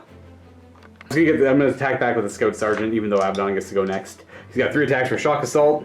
Reroll that for the salamander trait, and reroll that. We got 1 wounding hit. I think you have a 3-up armor save. It's good. Oh, he's good. All right, now Abaddon's going to go ahead and absolutely destroy these guys. So he gets an extra attack. I think all of his attacks, and he gets an extra D6 for free with Drachnian. That is correct. I believe he has 6 or 7 base. So 7 attacks into the Talon Horse and D6 from Drachnian. Don't roll a 1 though, I guess. Hey, 2. 2, good enough. Orange dice are the Talon. Drachnian. Everything's on. Is the Talon on 3s? No, it's all. It's all 2s? Yeah. Okay. Reroll the 1. They all hit. All hit. And I think it's 2s on the yellows and 3s on the. Yeah. And pretty much all going through my armor. Oh wow. So what's the AP on the Talon? The Talon is -4. Drachnian is -3. I'm just gonna go ahead and just. They're all dead. You got them for Yeah. sure. Ha ha ha. Haha. So that's a little. That's 1, 2. If you killed him off, that would have been 3 for the long war. Yeah, I guess we'll consolidate 3 inches closer to that drop pod-ish. Yeah, drop pod's technically the closest. And those cultists now get to swing at that drop pod. That's true. So 2 attacks each. Okay. So we don't think they get shock assault. And they reroll, and then 6? And then they Nope. don't. Alrighty. On to scoring, we're 1 unit shy of the Longmore, which would have been flat 3. Oh no, 3 victory points. D3 plus 3 if you killed 6. Yeah. So D3 for that one. It's gonna be worth 1. Of course. Huzzah. Rise to Glory, that didn't come in. Defend Objective 4 is not a thing yet. Or Even no. though it's this one's definitely more possible than this one is. So we're gonna get rid of that one. Yeah. Or, And we forgot to roll. You used your last command point on a reroll charge, I believe. yep. So see if I get that one last one back. I do. Oh, Hey, see, you still still got have 1. Alright, now it's the bottom of turn 4 for me. So at the bottom of turn 4, I draw 2 more cards. Assassinate. We got Kingslayer, so I gotta kill Abaddon and Area Denial. I think you have a couple characters near that area, so that's gonna be hard to do. So essentially kill a character and secure Objective 5. The first thing I'm gonna do is move this guy down here, just to secure Objective 5. We'll leave the crack missile or the missile launcher stationary. For the area denial is kind of weird. Area denials, we're just gonna, I think it's supposed to be on the ground. We're just gonna say it's up here for now. If I kill him off, I get a victory point. If I kill him off as well, it'll be, I think I have to kill the Obliterator too. So if I just kill him, it's a victory point. Easy as that. If I kill him, the Terminator, and the Obliterator, I think it's D3, but if I do that, then great. The Scout Sergeant is also gonna fall back to there. And this Captain is gonna move up. We're gonna have a character fight. Unless the Scouts down here take the glory from him. Moving these Hellblasters 6 inches around this way. And they're gonna go pick new targets. They end up there, the characters follow. He is going to advance 10 inches. He's just gonna use that to go to here. These intercessors are gonna stay still as well, so those Scouts, they've all moved. Funny enough, these guys are locked in combat with this drop pod here because of the fins are out. And Abaddon can't really get shot at because they're locked in combat, so they can't get shot at. And they're nearest over there, so the only thing that's really gonna be shot at is the Obliterator by them and that crack missile. Nothing to do in the psychic phase. This recitation is up. We are gonna go ahead and open up fire with these Scouts. We're gonna fire everything into that Dark Apostle. We'll fire the Heavy Bolter on 3s. We'll reroll 1 of those. That misses. Wounds on a 3. It's AP 1, but you're in cover, so just a 3-up save. Which are good. And then 4 sniper shots. They all hit. Wounding on 4s. I'll reroll 1 of those. 2 wounding hits, 2-up save. The snipers take no glory. The captain is going to supercharge his plasma pistol into him. Ba-doo! Ba-doo! 2 wounds. Or sorry, 1 wound, but does 2 damage if you make your save. He's in cover, so 5-up. The Dark Apostle actually has a 4-up involved. That's right, they have the Rosarius equivalent kind of thing. Yep. Which he makes. Matters. And that's it for that shooting. Now over to here, we're gonna put the Stormbolter into him. Stormbolter, 2 shots. Reroll the 1 for being a Salamander. And no wound, but I'm a Salamander. Nope, alright. And I guess this other one's just gonna shoot at him as well. Pew! Salamander. And 4. Geez, Salamander. There we go. We got a wound at AP 1, but you're in cover, so 3-up. Nothing. They're all within 30, so they're all going to supercharge up there. So we wound on 2s, and a +1 to hit. Are they strength 10 on the supercharge? So yeah, They're toughness 5. they're T5. That's right. I forgot their Havocs. I'm going to. I guess there's really no point in supercharging. There's no point in supercharging. Not that it's risky. I got the recitation of focus up. So it's 5 shots hitting on 2s. They all hit. Wound on 2s. 3s.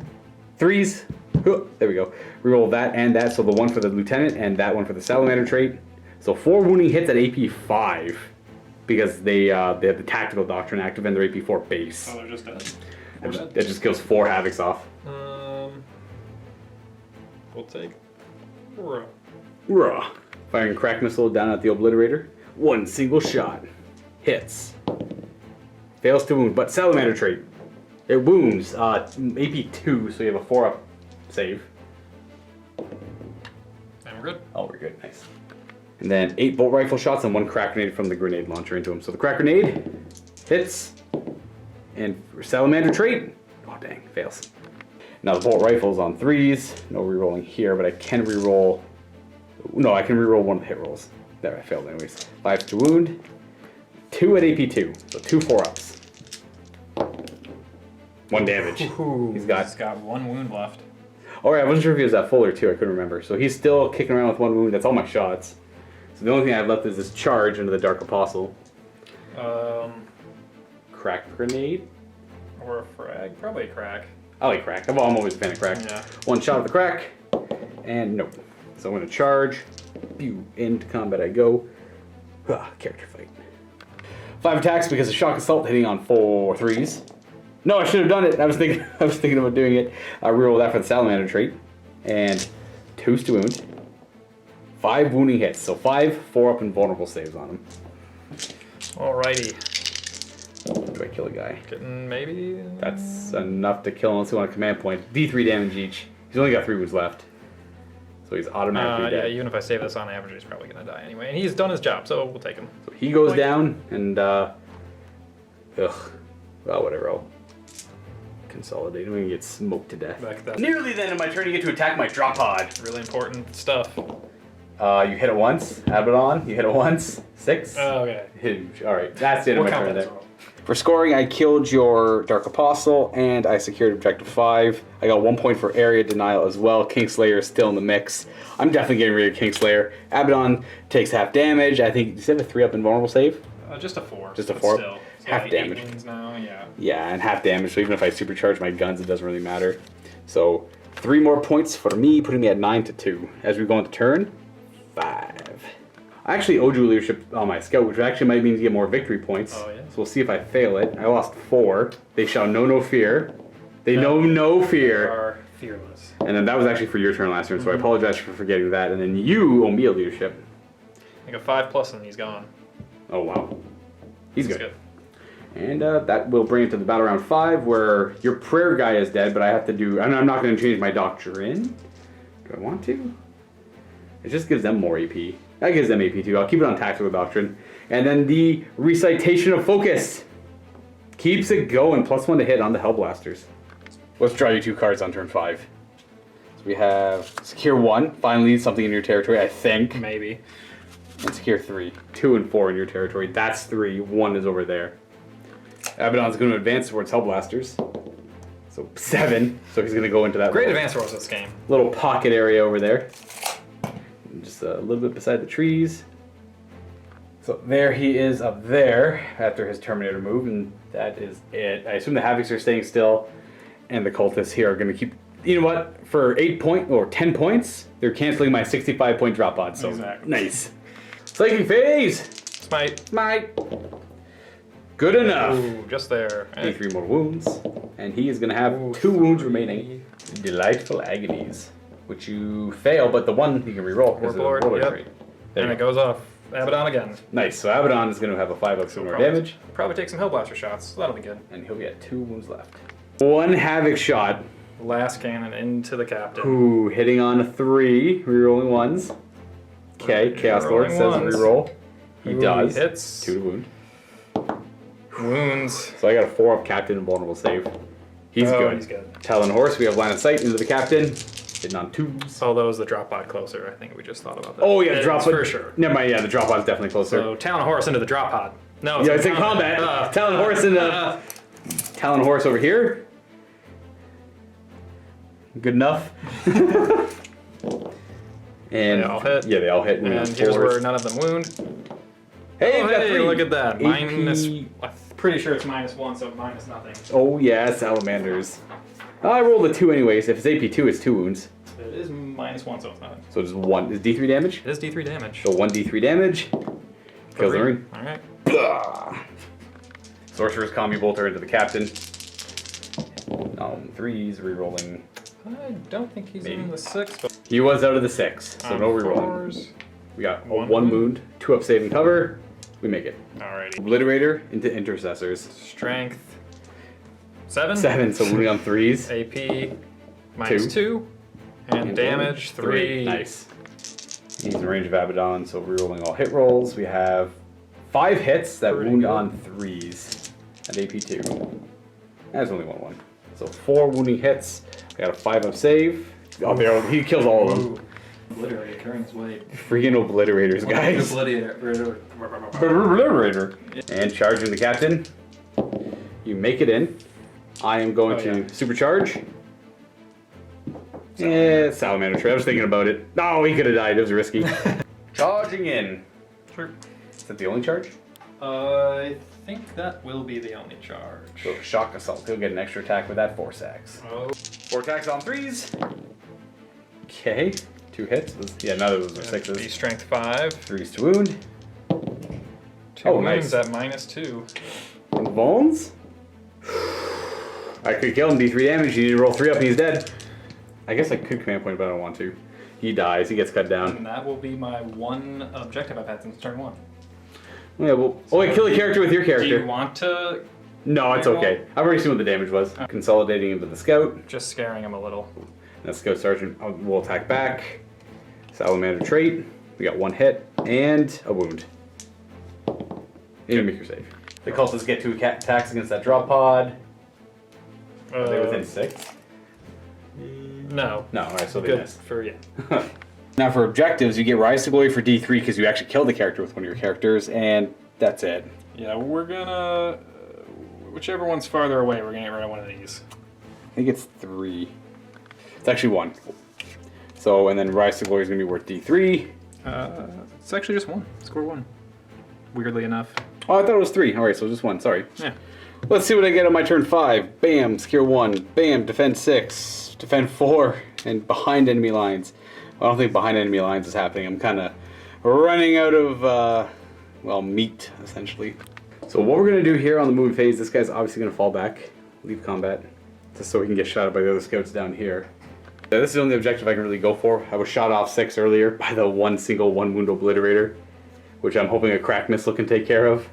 And then the scout's going to jump up here since he doesn't have to be on objective 5 anymore, so he will be -1 to hit. So we are going to move this little Death Star of dudes kind of 6 inches forward, but also backwards, because I don't want to get near Abaddon if I can avoid it. But I also have to kill him off to stop the potential for warp time, because there's always chaos familiar into warp time, which I want to avoid. So that'll slow Abaddon down quite a bit. And then this guy is going to move over. He's going to move over. He moves 5, and lastly he follows. Shooting, because I have no psychic phase. Scouts into that sorcerer. I have 1 command point. I feel like I should just do Hellfire Shells, but I have so much firepower he should probably die now. So I'm not going to. We have, I'll reroll that with Salamander trait. We got 3 heavy bolter hits. And reroll that. We got 2 wounds, AP 1, but you recover. So 2 up save. Sorry, was it 3 or 2? 2. 1 damage. Oh. We've got 1 wound left after that. And then 4 sniper shots. 3s to hit. I've already used my reroll. And, oh, dang, where's the 6? Give me a 6. Stormbolter into him, not rapid firing. Hitting on 3s. Reroll for the Salamander trait. And 2 wounding hits at AP 1, but you're in cover, so 2 up. And he is fine. I got 1 more Stormbolter from a drop pod. Reroll the 1. So I got 1 wounding hit, 2 up save. He's good. And I got the Hellblasters down here and stuff. Now we'll work our way to the Hellblasters. We're going to do Lieutenant's Mastercrafted Bolt Rifle into him. Rapid firing. I think he hits on 2s in close combat. Or the other way around. Regardless, I'll reroll that for the captain nearby. They have weapon skill 2+, not BS 2+. So I'll use a Salamander trait there. And wounding on 4s. They both wound at AP 2, but you recover, so 3 up. Ooh. And he is fine. Alright, so we got the Ancient. We're rapid firing into you. Reroll the 1 for the captain. Still miss. And reroll that being a Salamander. We have another AP 2. You're good. And then him, if I'm in range. Pistol 3. He is in range. Reroll that because he's a captain. He is captain, so he hits. And 3 wounds. AP doesn't matter. There is actually no AP. 2 up. Oh, he dies. You have a command point, though. Yeah. But I also have Hellblasters. Well, if the Hellblasters are shooting at him and not Abaddon, it's a little bit better, because they do have some line of sight on him, right? It's true. We're going to do it. All right, reroll the last command point. You could get it back, though. We're on turn 5. Yep. So, Yeah, because I haven't gotten it for turn 5 yet. Yeah, I think you got it on turn 4. Yeah, so let's see. Wait, who's the warlord who had that? Was it the Apostle? You're right, it is. Okay, never mind. So the Apostle's dead. So last command point, but he's still alive. Fire the crack missile with the Obliterator. We can see his base and his arm poking out. And then we're going to do 1 sniper rifle shot at the Chaos Sorcerer up there. 1 sniper shot. We miss. Nah. I'm not going to reroll it. Crack missile. Should have shot that first anyways. We have a wound. You have a 5 up demon save, or 4 up armor save, I should say. Because it's only AP 2. You're good. So we're going to supercharge the Hellblasters. I'm going to put 2 into that Havoc, the other 3 into the Chaos Lord. Because, not Chaos Lord, the Chaos Sorcerer. So the 3 into the Chaos Sorcerer, I will do 1 at a time because I'm super... Oh, they can't get hot because they have the recitation up. 2s, they all hit. 2s, they all wound. So 6 5-ups on that guy. He's more than likely dead. I hope he does go down, so he takes 6 damage. And then I had four shots at the Havoc. So 2s and 3s because he's T5. Reroll that for being a Salamander. And he's dead too because it's AP5. So the cover won't help. Boop. Boink. And at the end of my turn, at the end of the combat phase here, you get to fight the drop pod with your cultists. 1 hit and a 6. 1 day. Now for scoring, I get a point here. And that's it. I'm going to get rid of behind enemy lines. Now you get to roll the die to see if the game continues, because you went first. On a 3 or more, we have a 6th turn, and Abaddon has a chance to get into the game. Yeah, we'll see. Yes. All right, he's got a chance. We do have a turn 6. You're telling me there's a chance. There is a chance. So far, all he's killed is tactical marines. Maybe he can kill something a little meatier. So turn 5, I'm going to keep... I don't think I need the rapid fire doctrines up anymore. So maybe I should do the assault doctrines. Yeah, you know what? Let's put it to assault doctrines because I don't need the tactical doctrine anymore. It's literally just Abaddon, and yeah, sure, why not?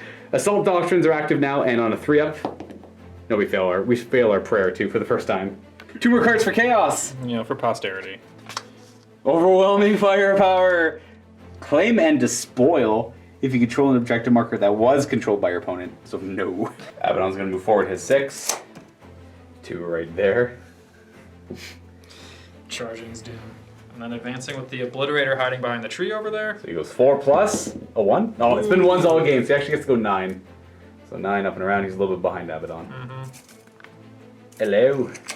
Cultists are going to keep tying up the drop pod. He's going to stay still up. Unless you want to advance him down or something. I don't know if he... Sure, you know, why not? He's going to go 10 inches, like 10. directly down this rock. Well, it kind of almost makes it to the Yeah, ground. you can just go to like that level there. Haha!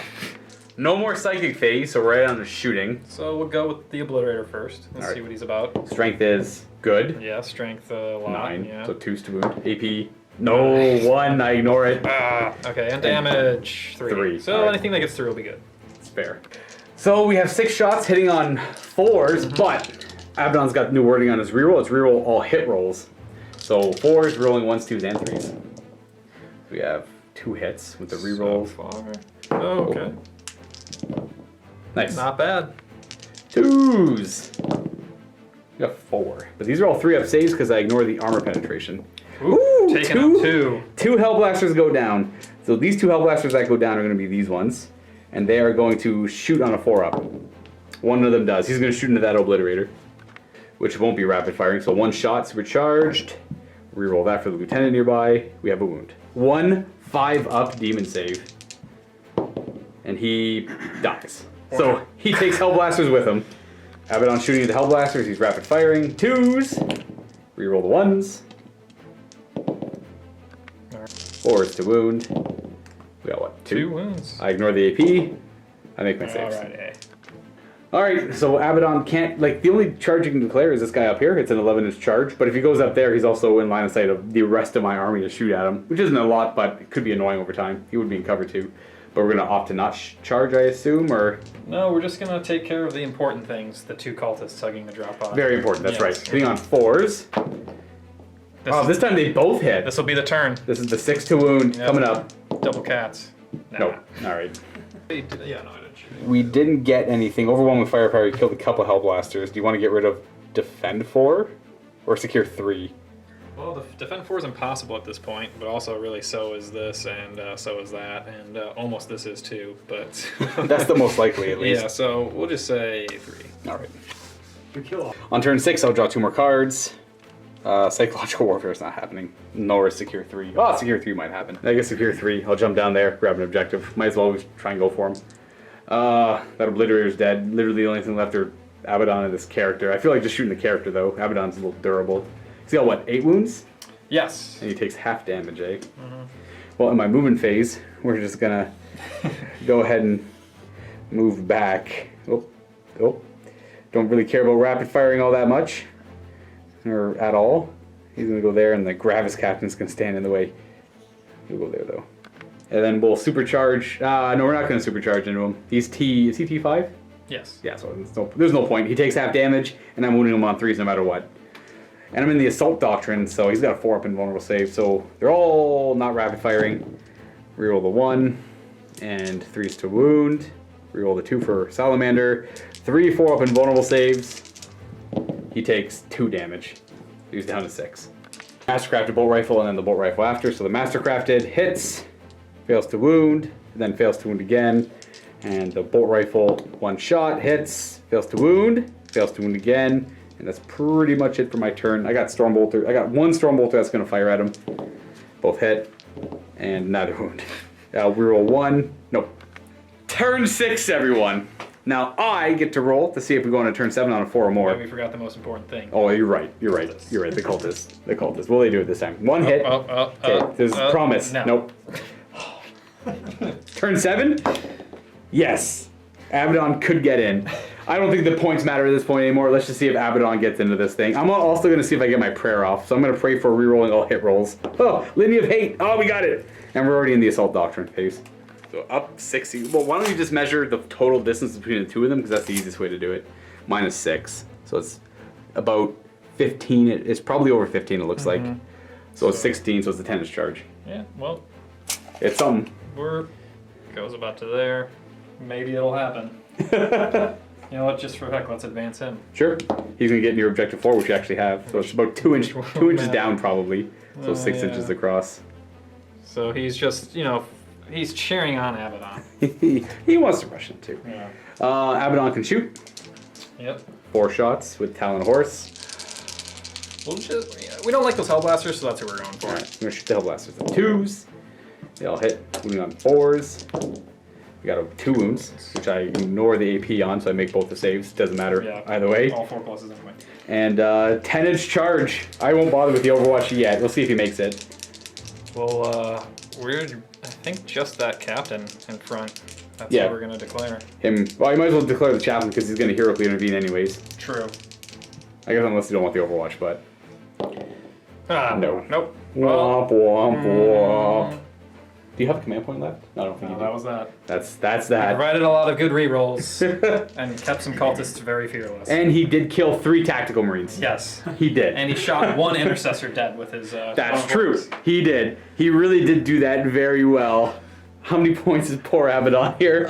Only 240. Not very much. He's only 240. Yeah. He's just, like 10% and some change of my list.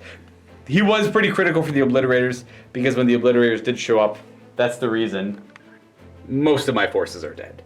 I, in fact, have about maybe 25% or less of my forces alive. Well, that's not true. I guess I have a lot of characters. He killed a lot, though. This is pretty much all Obliterators.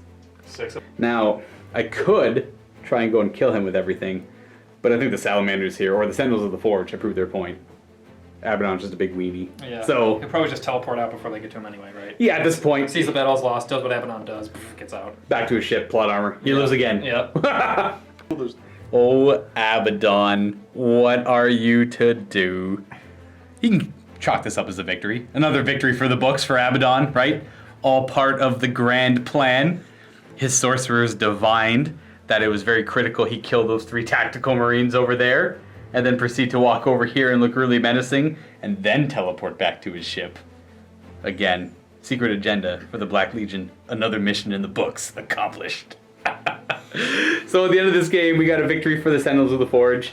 Hopefully you guys enjoyed it. I'm trying to think of how impactful the new Space Marine rules were. And I want to actually say, I think it was the drop pod revision. From my opinion, gave me a lot of flexibility in what I was able to do. I don't know about you. What do you think was the biggest factor in the Salamander win? I don't know. It's because there Objectives weren't a were lot one. of huge. It didn't seem there were like a lot of huge deal things that happened, but I think you're right. The drop pods being able to come in on your turn 1 really limited where I could drop in Abaddon and the Obliterators. That was all part of the plan. So yeah, probably that. So the idea was, if you look back on turn 2, or yeah, around turn 2, or at the end of my turn 1, I redeployed, or I positioned all my guys so that the only places that your reinforcements could show up were in your area or in my very back lines over here where they wouldn't do anything except kill scouts. And of course get Line Breaker probably. Yeah. But at that point my forces would outrange them and just push into this area over here and just annihilate over here. And then I would also get Line Breaker. So the whole part of the drop pod assault was to try and pincer you into your deployment zone, and where I get 50% of the battlefield or more and able to control these 4 objectives over here. Which helped a lot because I was able to score a few of them throughout the game. Think all in all, it was all worth it just to see that one Obliterator make 5 feel no pains against the Power Fist. How exciting. Like, the one tactical marine with a power fist who had 5 hits on the Obliterators, ready to take them both out, and then you make like 5 or 6 feel no pains. Yeah. And then I proceeded to die to Abaddon afterwards. The fact that the Obliterators really showed up and walked all over me, I'm trying to think of like the rules. Like, obviously the rerolls came into big play. There's a ton of rerolls for the Salamanders. There always is. But the ignoring AP only really mattered for his gun, and like the one time the Obliterator rolled 1 naturally without the reroll. And I mean, when you look at victory points, it's what 10-3, pretty big swing in your favor. But again, the cards could have always been something else. So Exactly. The cards, obviously the cards were more in my favor because I was able to accomplish more. But there was very often where I got secure objective 4, secure objective 2, defend 2, defend 4. I think I got rid of all of my defend 4s and secure 4s, but I had more of these. Well, you were more likely to draw the garbage ones. You drew pretty much all of these ones a lot of times, and I had control over this field thanks to the drop pods. I mean, I was happy with what I ended up killing. Oh yeah, 100%. I'd say the dice rolls were pretty good overall on both ends. Pretty average, and then you spiked high, and then I spiked high, and then It's actually pretty overall solid battle report. I don't really feel that the new chapter or the new stratagems really came into play. I had transhuman physiology a bunch, but it didn't do much. Like you just rolled hot, and you just rolled 4 pluses on everything anyways. So that didn't really matter. Might have been like one. I think there's it mattered. one time when the Obliterators fired, you rolled 3 3s. I'm like, yes, transhuman physiology did something. And then you just killed them with what was it? Cacophony, endless cacophony. Yes. Yeah. So I mean, I guess you could say you forced me to use those 2 command that's points. true. But you also forced me to use my 2 for so just shooting at another them. wash. This game is nothing but washes across the board. What I will note is the one thing that was really powerful was the new chaplain, the capabilities of the new chaplain, which Chaos Space Marines have the mirror of in the form of the Dark Apostle. The Dark Apostle prayers. Well, yeah, the prayer you're using is the same as my focus. Warp Sight Plea. Warp Sight Plea, so +1 to hit. Very powerful on Hellblasters, but it's the same thing for you, really powerful on Obliterators. So as you can see, we had a mirror kind of build there when it came to the Dark Apostle and the Chaplain. So I would say him in combination with the drop pods were a new key factor to the win for the Salamanders here. Now guys, that is the end of this battle report.